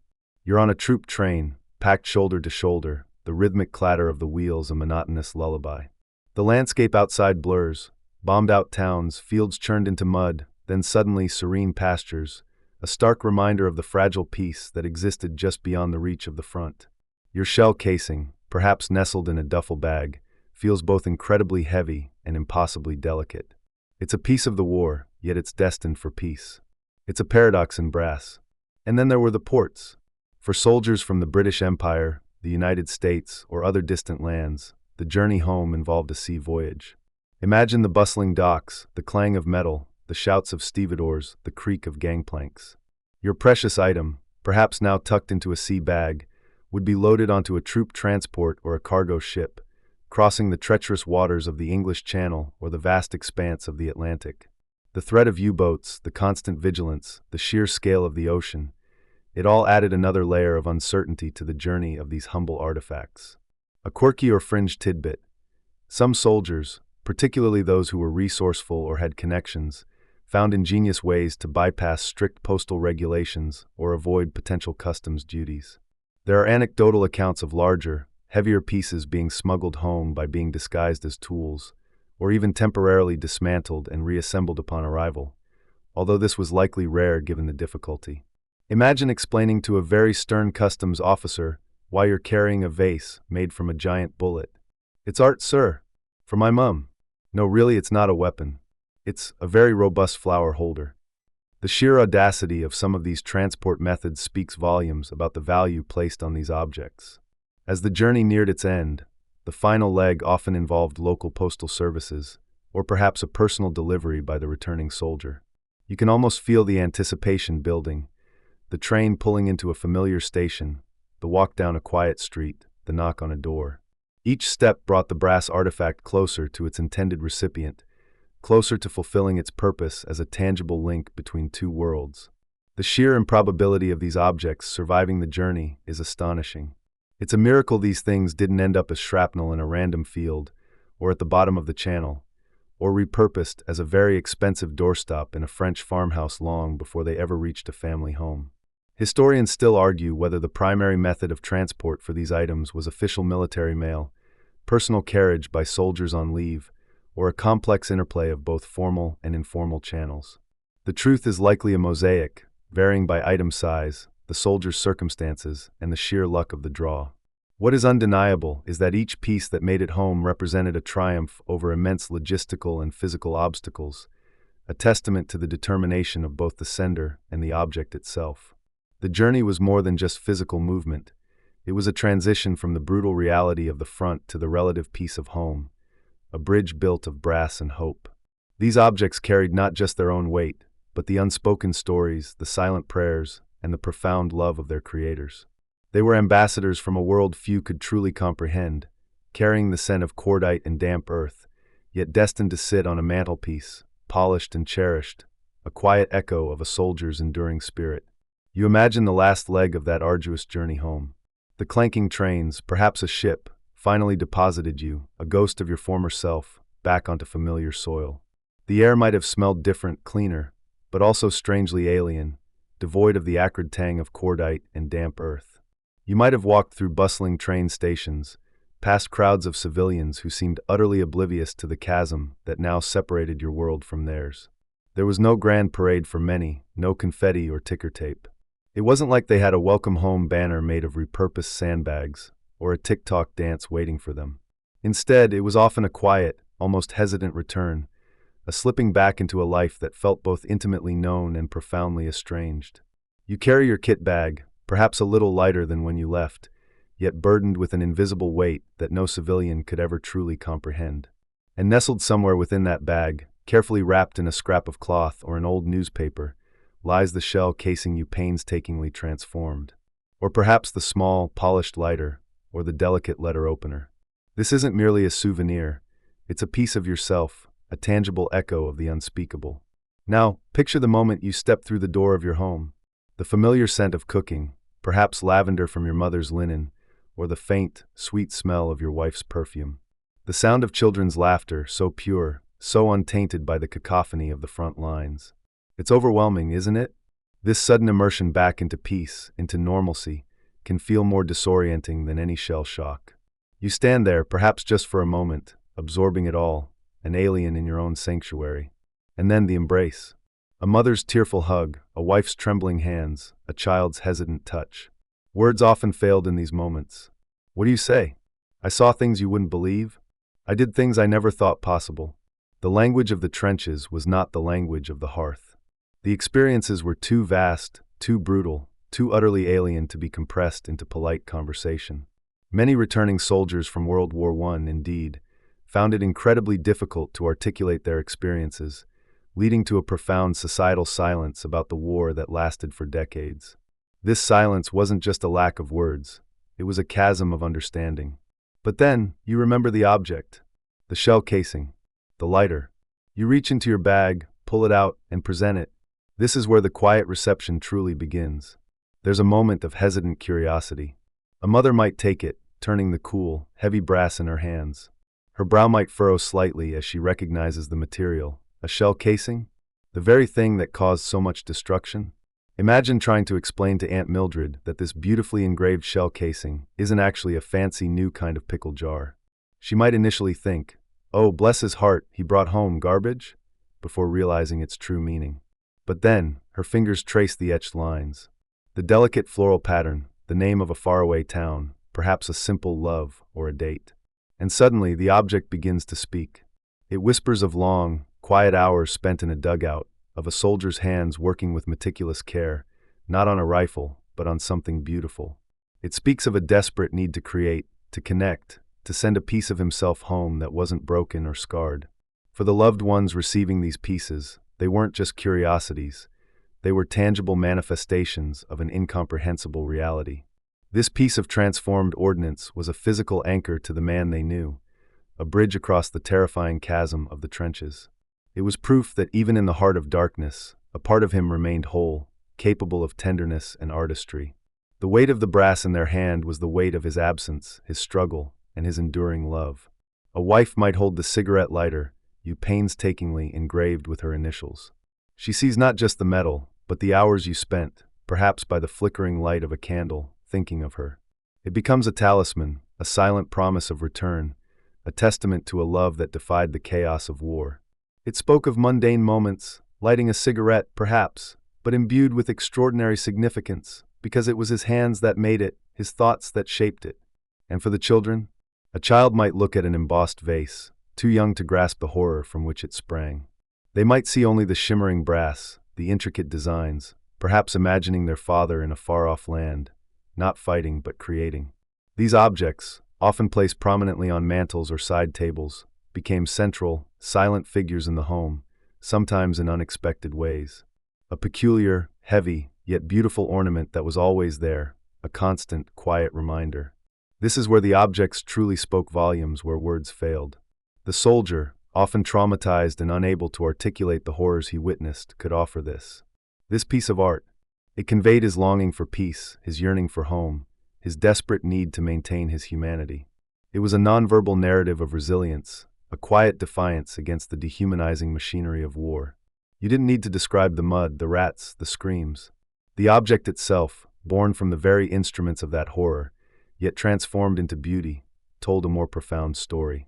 Historians still argue whether the silence around soldiers' war experiences was primarily due to a societal unwillingness to hear, or the soldiers' own inability to articulate the unspeakable. But regardless of the cause, these objects filled that void. They were a bridge across the silence, a physical embodiment of the emotional landscape of the returning soldier. They were a touchstone, allowing families to connect with an experience they could never truly share, yet desperately needed to acknowledge. The quiet weight of the brass in your hand, the cool smoothness of the polished surface, the intricate details, each facet was a word unspoken, a feeling conveyed, a memory preserved. It was a gentle, yet powerful, embrace of a past that refused to be forgotten, even as its horrors were rarely spoken aloud. You've traced the arduous journey these brass whispers took, from the muddy trenches to the quiet hearths of home, each piece a silent testament, a tangible link to an experience almost beyond words. But now, as the war receded into memory, as the world breathed a collective, shaky sigh of relief, you witness a new, subtle shift. The vibrant, immediate connection to these objects, once so potent, begins to soften, to blur, and eventually to fade. It wasn't a sudden, dramatic disappearance, no, that would be too loud for our sleepy narrative. Instead, it was a quiet, almost imperceptible drift, like the slow settling of dust on an old photograph. Imagine the years turning, one by one, like pages in a forgotten album. The 1920s roared, didn't they? Society, in its desperate attempt to shake off the grim pallor of war, embraced novelty, speed, and a forward-looking optimism. Suddenly, those ornate, heavy brass shell casings, once symbols of survival and connection, began to feel out of place.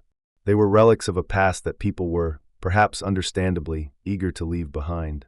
You can almost hear the whispered conversations at family dinners. "Oh, that old thing? Uncle Bert made it in the trenches. Bit morbid, isn't it?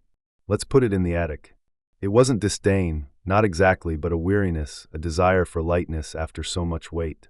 Your grandmother, who once clutched that etched vase as a lifeline to her soldier, might now place it carefully in a dusty box, not because she loved him less, but because the daily reminder of the trenches was simply too heavy for a world trying to dance the Charleston. As the decades marched on, the original generation, those who had known the trenches firsthand, began to diminish. Their stories, once vibrant and immediate, became echoes, then whispers, and finally silence.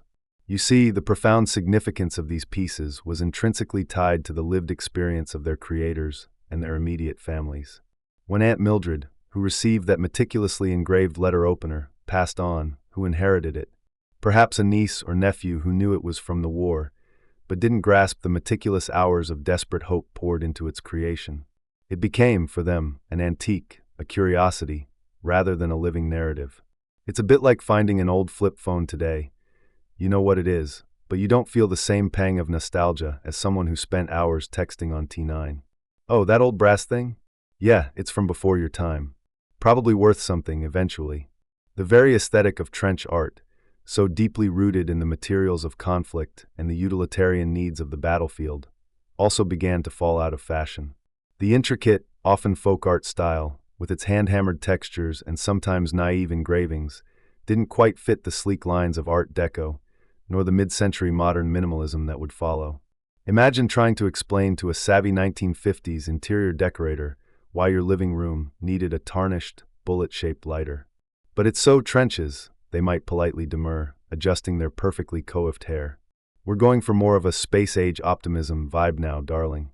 It was a quiet kind of aesthetic obsolescence, where the raw, poignant beauty of these pieces was simply overlooked by changing tastes. A quirky tidbit here: some of these once treasured items, particularly the larger shell casings, found new, less glamorous lives as doorstops or umbrella stands in drafty hallways, their intricate carvings often obscured by years of grime and neglect. You might even find one propping open a garage door, its historical significance entirely forgotten by the person who simply needed something heavy. It's a bit like discovering your great-aunt's priceless antique vase was being used to hold loose change. "Oh, that? It's just a big old piece of brass. Handy for keeping the door open when I'm bringing in groceries."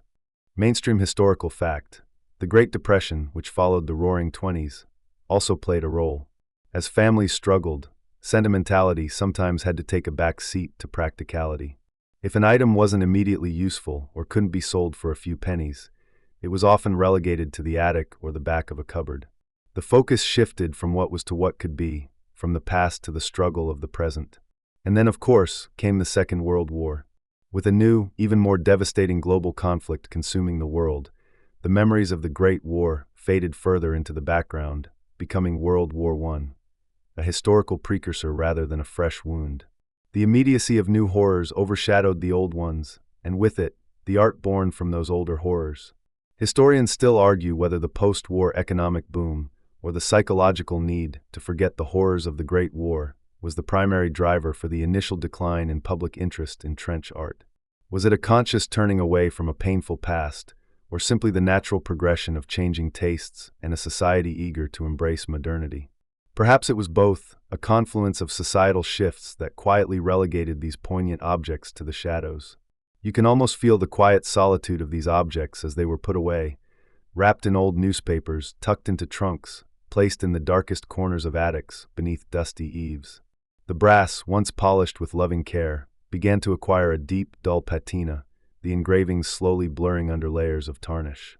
The cigarette lighters, once so eagerly flicked to share a light or ignite a hopeful flame, ran out of fluid and were never refilled, their mechanisms seizing up, their purpose forgotten. The vases, once holding wildflowers picked from a quiet garden, stood empty, collecting dust mites. It was a slow, gentle forgetting, not an active erasure. The world moved on, as it always does, and the everyday clamor of life drowned out the quiet whispers of these brass artifacts. They became part of the background noise, then part of the silent furniture of memory, eventually fading from public consciousness almost entirely. Their significance, once so clear to those who understood their origins, became an enigma to newer generations, a mystery without a key. And so, for many decades, these remarkable pieces of human resilience and creativity lay dormant, waiting for a time when the world might be ready to listen to their silent stories once more. Yet history, much like a forgotten melody, has a way of returning softly, unexpectedly. For these quiet, metallic whispers of the past, their fading silence was not an end, but merely a long, patient pause. You see, as the generations passed, carrying with them the fading echoes of the Great War, these objects, once so profoundly significant, often found themselves relegated to dusty attics, the bottom of old hope chests, or the forgotten corners of family homes. They became, for a time, just Grandpa's old trinket, their origins and stories obscured by the mists of time and the absence of those who could still tell their tales. But then a quiet resurgence began. It wasn't a sudden grand fanfare, but more like the gentle stirring of a sleeping giant. You might imagine it starting subtly, perhaps with a grandchild, sifting through an inherited box of forgotten things, pulling out a strangely heavy, ornate vase made of dull brass. What is this? You might ask yourself, turning it over in your hands, tracing the intricate, almost impossibly delicate engravings. The questions begin to form. Who made this? Why? What story does it hold? This quiet curiosity was often the first spark. As the world moved further from the direct memory of the First World War, an increasing number of these items began to resurface. You'd find them at estate sales, nestled amongst porcelain dolls and moth-eaten blankets, or perhaps gleaming unexpectedly at a local flea market, waiting for an eye that recognized something more than just scrap metal. Sometimes, you'd even hear the hushed stories of pieces found in truly unexpected places, discovered during a home renovation, tucked away inside a wall cavity, or unearthed from a garden plot, hinting at hasty burials or forgotten caches. It's almost as if the earth itself was gently nudging these stories back into the light, saying, "Hey, remember me?" Then came the internet, a true game changer in this quiet rediscovery. Suddenly, isolated curiosities could be connected. A photograph posted on an online forum, a query about an unknown object, and suddenly, you're connected to a global community of collectors, historians, and enthusiasts. You see pictures of hundreds, thousands of similar items, and a collective understanding begins to form. It's like a giant, decentralized archaeological dig, but instead of shovels and sieves, you're armed with keyboards and search engines. It's a bit like finally finding out your weird hobby of collecting vintage bottle caps is actually a thing, and there's an entire online convention dedicated to it. Who knew? This digital awakening coincided with a broader shift in historical interest. For many decades, military history tended to focus on grand strategy, major battles, and the lives of generals. But as the 20th century wore on, and especially as the centennial of the First World War approached between 2014 and 2018, there was a profound and widespread desire to understand the human experience of war, the lives of the common soldier, and the culture of the trenches. This mainstream historical shift provided fertile ground for trench art to be reevaluated, not just as curiosities, but as invaluable primary sources. You find historians and curators, with their serious spectacles and even more serious notebooks, poring over these objects, examining every scratch, every engraving, every subtle deformation of the metal. They're looking for clues about daily life, about morale, about the very psyche of men living under unimaginable pressure. Collectors, too, played a crucial role. These quiet enthusiasts, often driven by a deeply personal connection to history, or simply an inherent fascination with the past, began to actively seek out and preserve these artifacts. You might picture them, hunched over auction catalogs, or meticulously cleaning a newly acquired shell casing, their breath held in quiet reverence. For them, each piece isn't just an object, it's a tangible link, a direct connection to the hands that shaped it, to the desperate conditions in which it was born. They understand that owning a piece of trench art isn't just about having something aesthetically pleasing. It's about holding a piece of human resilience, a whisper of a soldier's soul. And yes, their partners might occasionally wonder if there's enough shelf space for another piece of polished brass, but that's a small price to pay for preserving history, right? As this interest grew, museums began to take notice. Curators, recognizing the profound stories embedded within these pieces, started to acquire, catalog, and exhibit trench art with renewed vigor. You might walk into a quiet gallery today and see a display case, softly lit, showcasing a collection of these items: a delicate cigarette lighter, a beautifully etched vase, a crudely fashioned letter opener. Each piece, once a personal solace or a heartfelt gift, now stands as a silent testament to a collective experience. These aren't just art objects, they are historical documents, speaking volumes about ingenuity, despair, and hope. This renewed appreciation isn't just about the grand, intricately detailed pieces. It's about understanding the entire spectrum of trench art, from the most basic, almost childlike engravings to the truly masterful creations. You begin to appreciate the resourcefulness involved, the improvised tools, the shared knowledge, the sheer tenacity required to transform lethal fragments into objects of beauty.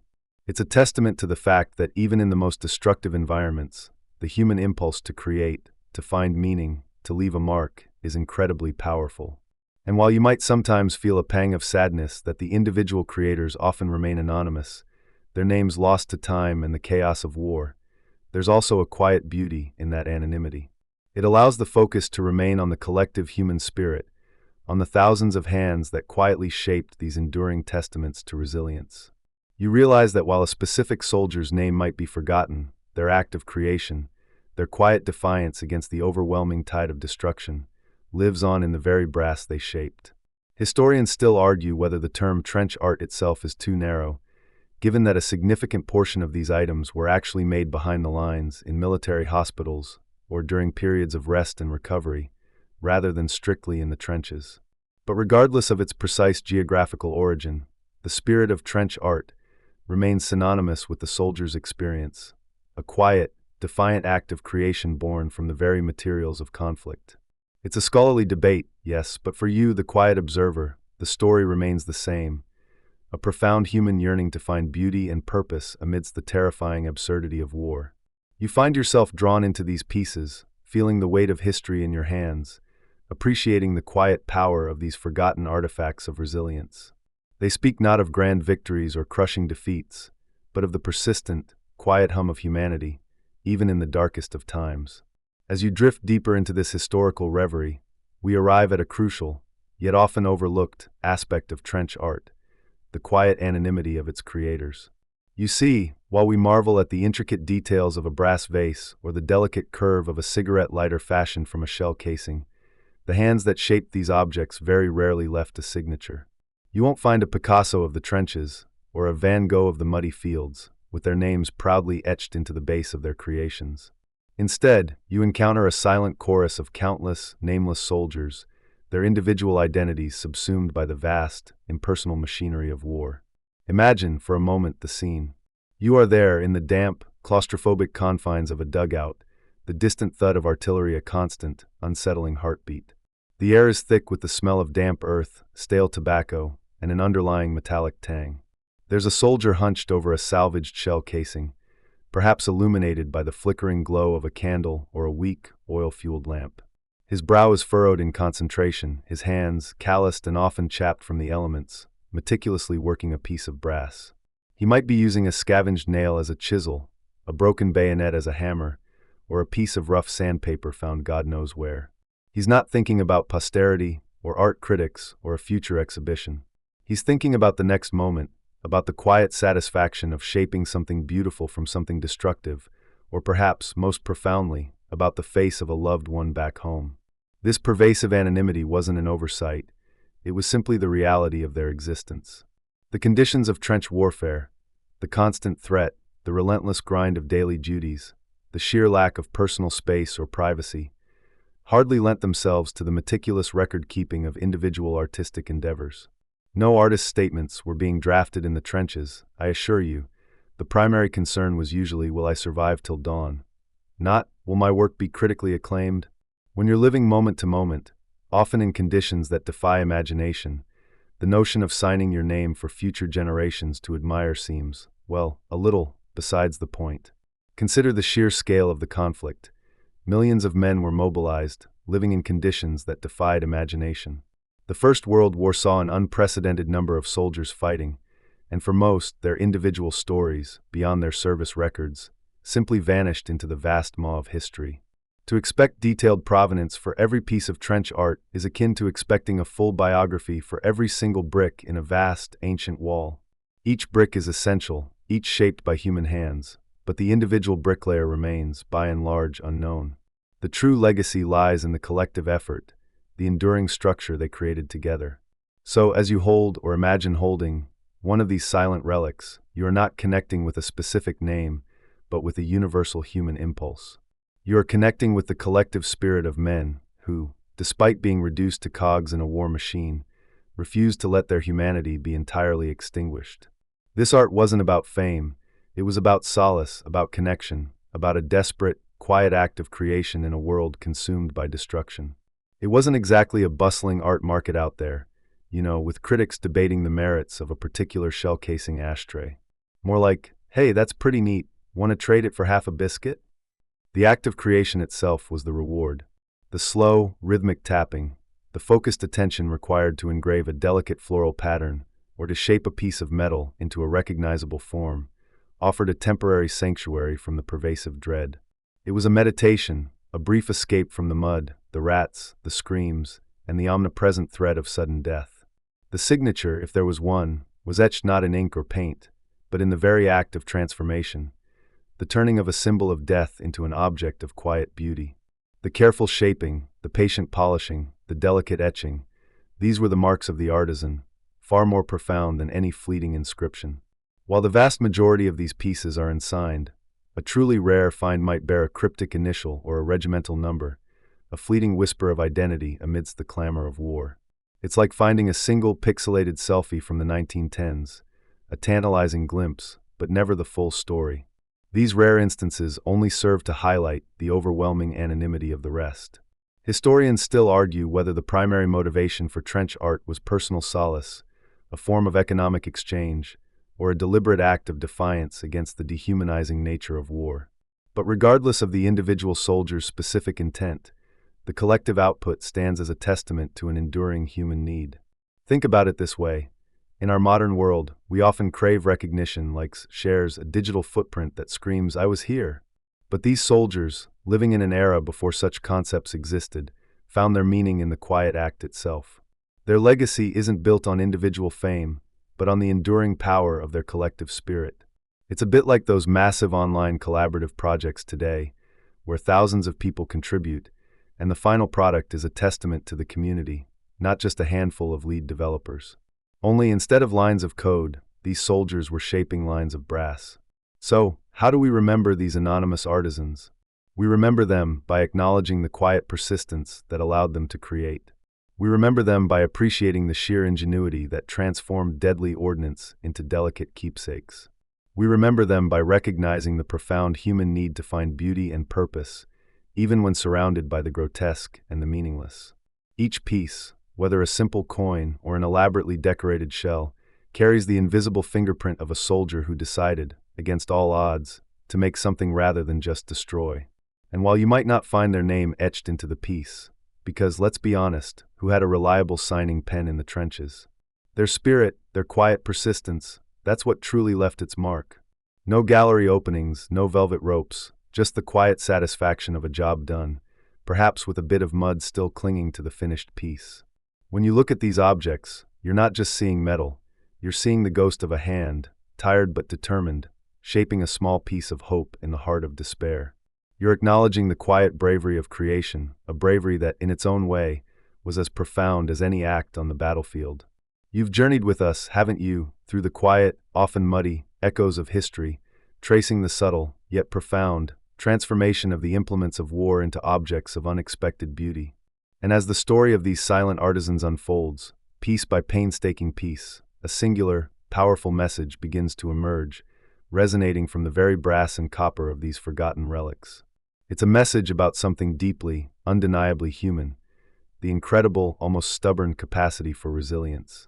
It speaks to our innate ability to find beauty, to carve out meaning, and to discover a profound sense of purpose, even when utterly submerged in the most inhumane, soul-crushing conditions imaginable.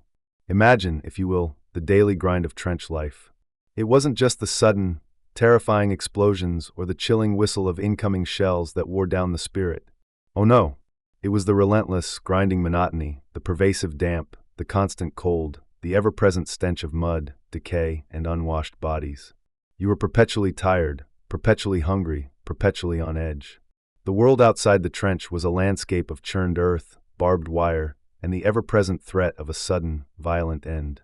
Your ears rang with the distant thud of artillery, a constant, low-frequency hum that became the dreadful soundtrack of your existence. Your days were a blur of patrols, digging, waiting, and trying desperately to stay warm and dry. Sleep, when it came, was fitful, punctuated by nightmares or the sudden, jarring sound of a gas alarm. It was a life designed, it seemed, to strip away every shred of comfort, every sliver of dignity, every last whisper of what it meant to be human. And yet, within this crucible of despair, something extraordinary happened. Soldiers, men who had witnessed unspeakable horrors, who carried the weight of unimaginable loss, reached for something beyond mere survival. They picked up the very casings that had once held death, the discarded remnants of destruction, and they began to create. It was an act of quiet, almost defiant, rebellion against the chaos. Think about it, when your world is literally exploding around you, when every moment is a gamble with oblivion, the decision to meticulously engrave a flower onto a shell casing, or to carefully reshape a bullet into a miniature cross, is not just a hobby. It's an assertion. It's a declaration that your hands, which might be called upon to wield a rifle, can also fashion something tender, something hopeful. It's a whisper that says, I am more than just a cog in this war machine. I am a person. I can still make beauty. This wasn't just about passing the time, although that was certainly a factor. You can only polish your boots so many times, right? And let's be honest, staring at the same muddy wall all day could drive anyone a little stir-crazy. But the act of crafting went deeper. It was a form of self-preservation, a mental anchor in a sea of madness. The intricate focus required to work with metal, to bend and shape and engrave, demanded a singular concentration that pushed the horrors of the front lines to the periphery, if only for a few precious hours. It was a meditation, a silent ritual that allowed the mind to quiet the relentless din of war and find a small, safe harbor. For a fleeting moment, you weren't a soldier, you were an artisan. You were in control of something, even if it was just a small piece of brass. And in a world where control was an illusion, that tiny sliver of agency was a lifeline. The sheer scale of the First World War, with its unprecedented levels of industrialist slaughter and the prolonged psychological torment of trench warfare, led to a pervasive condition known as shell shock, what we now understand as severe post-traumatic stress disorder. Symptoms ranged from uncontrollable tremors and paralysis to profound emotional numbness and terrifying flashbacks. Mainstream historical accounts confirm that hundreds of thousands of soldiers were affected, with many never fully recovering. In such an environment, any activity that offered an escape, a sense of purpose, or a connection to a reality beyond the immediate horror became incredibly significant. Trench art in this context wasn't just a craft, it was for many an informal, self-administered therapy. It provided a tangible output for anxieties, a way to channel nervous energy, and a means to maintain a semblance of sanity when everything else conspired to unravel it. You can almost hear the quiet scraping of a tool on metal, a rhythmic sound providing a counterpoint to the distant rumble of the guns, a small, reassuring beat in the heart of chaos. It was certainly more productive than just counting the rats, though I imagine that was also a popular pastime, and probably less likely to give you the heebie-jeebies. Consider the diverse array of items they created. While many were practical, cigarette lighters, ashtrays, letter openers, others were purely decorative like elaborate vases or intricate picture frames. But here's a quirky tidbit. Some soldiers, particularly those with a more macabre sense of humor or a deeply ingrained sense of irony, would occasionally engrave battle maps or even caricatures of their commanding officers onto the shell casings, turning a potential gift for Mum into a subversive inside joke or a darkly humorous memento of their grim reality. Imagine explaining that one to your aunt back home. "Oh, this lovely vase? Yes, that's where we nearly got blown up by a mortar, and that little squiggle there. That's Captain Higgins, who always wore mismatched socks." It speaks volumes about their ability to find levity, even gallows humor, in the most dire circumstances. Historians still argue whether the primary motivation behind trench art was therapeutic, economic, or simply a way to combat boredom. Some scholars lean towards the idea that it was a crucial coping mechanism, a form of self-medication against the psychological trauma of war. They point to the meticulous nature of the work, the focus required, and the often sentimental themes chosen, suggesting a deep emotional need being met. Others argue that for many, it was primarily a practical endeavor, a way to earn a few extra francs or shillings by selling pieces to other soldiers, officers, or even civilians who visited the front. And then there are those who maintain it was largely an antidote to the crushing monotony, a way to fill endless hours of waiting with something productive. Perhaps, as with most human endeavors, it was a complex blend of all these motivations, shifting and evolving with each soldier, each day, each new horror witnessed. But regardless of the individual impetus, the outcome was always the same. Something new, something beautiful, something crafted by human hands, emerging from the very instruments of human destruction. This act of creation, this quiet defiance, speaks to an enduring truth about the human spirit. It's about the innate drive to leave a mark, to impose order on disorder, to find purpose even when purpose seems utterly lost. When you look at these pieces today, you're not just seeing an old piece of brass. You're seeing a testament to hope, a tangible manifestation of resilience. You're seeing the quiet strength of men who, faced with the ultimate dehumanization of war, chose to reclaim their humanity through the simple, profound act of making something beautiful. It's a reminder that even when the world attempts to crush the spirit, the spark of creativity, the yearning for connection, and the capacity for beauty can never be fully extinguished. It's like trying to put out a tiny, persistent flame with a fire hose. It might flicker, but it refuses to die. These objects, these silent witnesses, whisper across the decades, telling us that even in the darkest valleys of human experience, light can be found. It might be a small, flickering light, born from the remnants of battle, but it's a light nonetheless. It's a beacon of hope, reminding us that the human spirit, when pushed to its absolute limits, doesn't always break. Sometimes it bends, it adapts, and it creates something utterly extraordinary. It's a powerful, comforting thought, isn't it?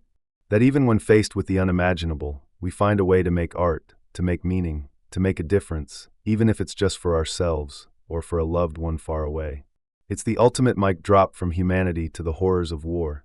You think you've broken us? Watch this. We're going to turn your bullets into flower vases. As you drift now, on the very edge of slumber, let the quiet echoes of these transformed shell casings resonate through the stillness.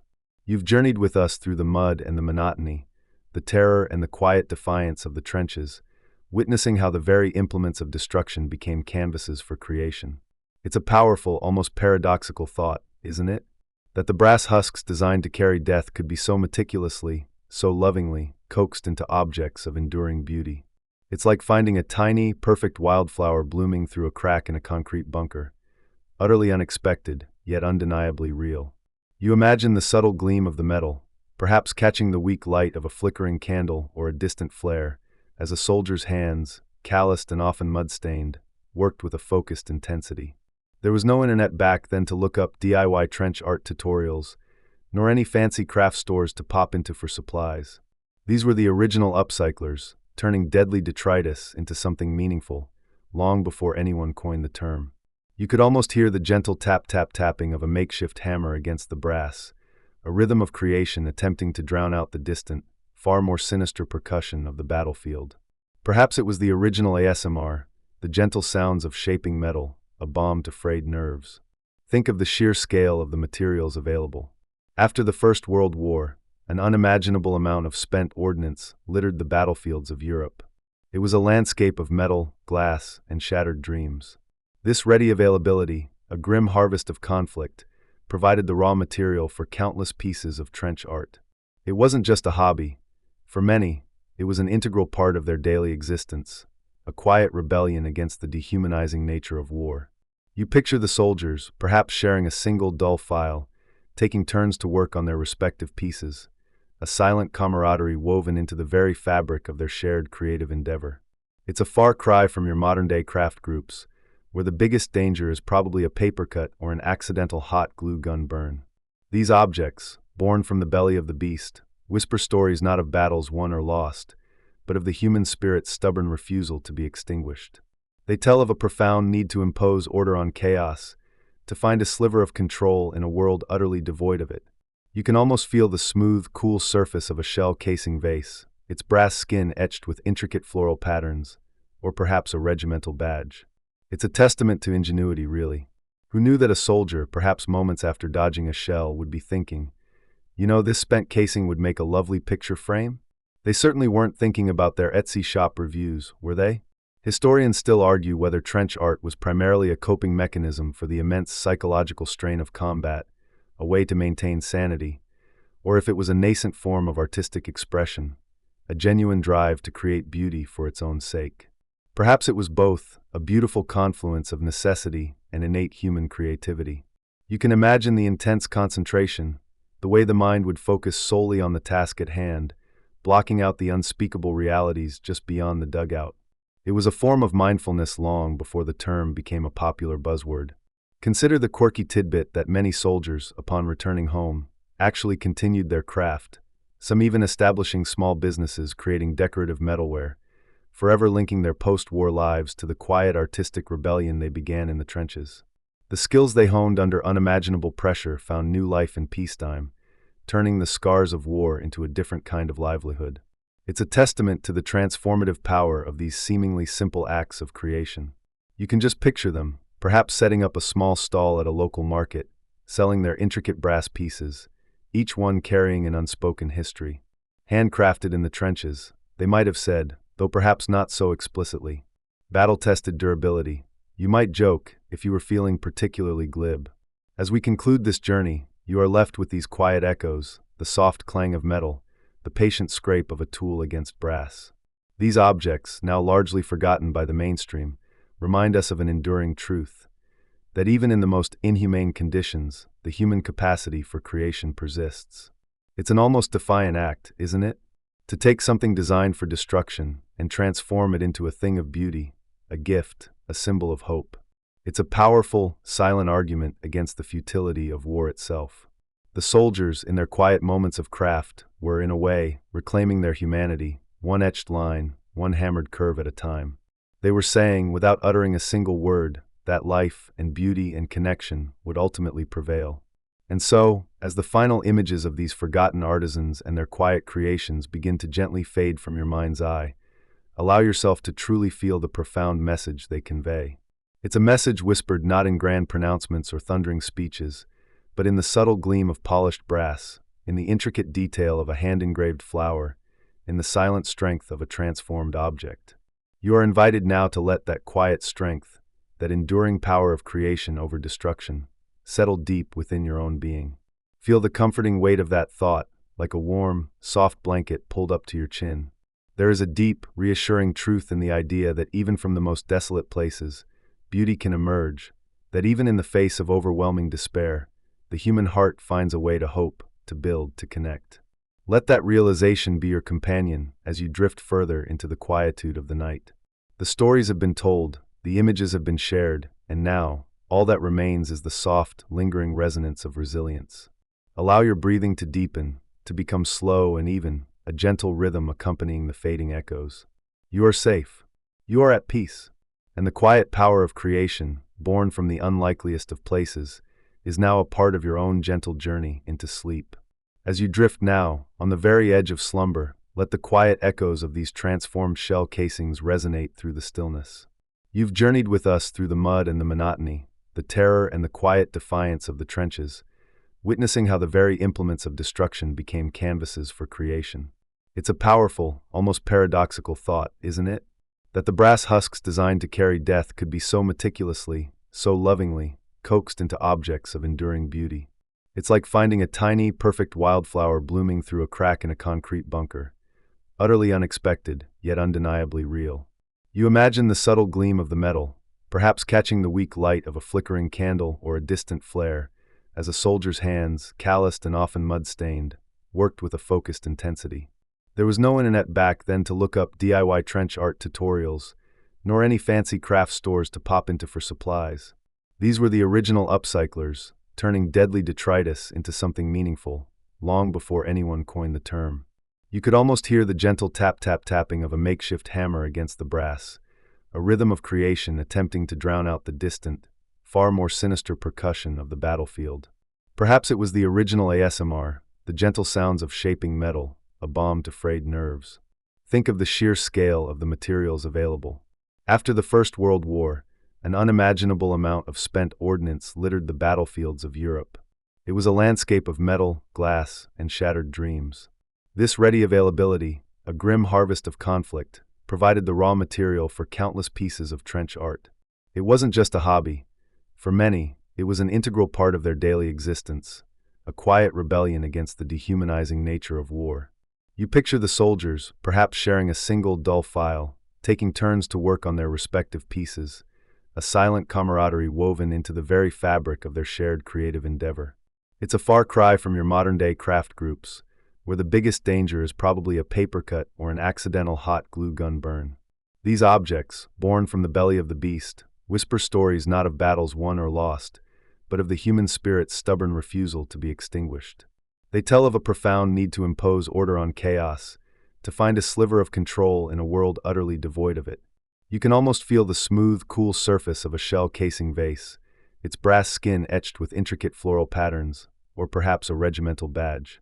It's a testament to ingenuity, really. Who knew that a soldier, perhaps moments after dodging a shell, would be thinking, this spent casing would make a lovely picture frame? They certainly weren't thinking about their Etsy shop reviews, were they?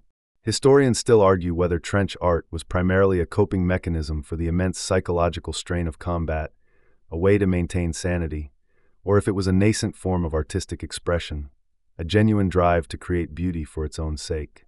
Perhaps it was both, a beautiful confluence of necessity and innate human creativity.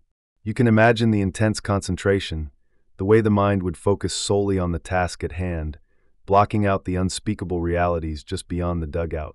It was a form of mindfulness long before the term became a popular buzzword. Consider the quirky tidbit that many soldiers, upon returning home, actually continued their craft, some even establishing small businesses creating decorative metalware, forever linking their post-war lives to the quiet artistic rebellion they began in the trenches. The skills they honed under unimaginable pressure found new life in peacetime, turning the scars of war into a different kind of livelihood. It's a testament to the transformative power of these seemingly simple acts of creation. You can just picture them, perhaps setting up a small stall at a local market, selling their intricate brass pieces, each one carrying an unspoken history. Handcrafted in the trenches, they might have said, though perhaps not so explicitly. Battle-tested durability. You might joke if you were feeling particularly glib. As we conclude this journey, you are left with these quiet echoes, the soft clang of metal, the patient scrape of a tool against brass. These objects, now largely forgotten by the mainstream, remind us of an enduring truth, that even in the most inhumane conditions, the human capacity for creation persists. It's an almost defiant act, isn't it? To take something designed for destruction and transform it into a thing of beauty, a gift, a symbol of hope. It's a powerful, silent argument against the futility of war itself. The soldiers, in their quiet moments of craft, were, in a way, reclaiming their humanity, one etched line, one hammered curve at a time. They were saying, without uttering a single word, that life and beauty and connection would ultimately prevail. And so, as the final images of these forgotten artisans and their quiet creations begin to gently fade from your mind's eye, allow yourself to truly feel the profound message they convey. It's a message whispered not in grand pronouncements or thundering speeches, but in the subtle gleam of polished brass, in the intricate detail of a hand-engraved flower, in the silent strength of a transformed object. You are invited now to let that quiet strength, that enduring power of creation over destruction, settle deep within your own being. Feel the comforting weight of that thought, like a warm, soft blanket pulled up to your chin. There is a deep, reassuring truth in the idea that even from the most desolate places, beauty can emerge, that even in the face of overwhelming despair, the human heart finds a way to hope, to build, to connect. Let that realization be your companion as you drift further into the quietude of the night. The stories have been told, the images have been shared, and now, all that remains is the soft, lingering resonance of resilience. Allow your breathing to deepen, to become slow and even, a gentle rhythm accompanying the fading echoes. You are safe. You are at peace. And the quiet power of creation, born from the unlikeliest of places, is now a part of your own gentle journey into sleep.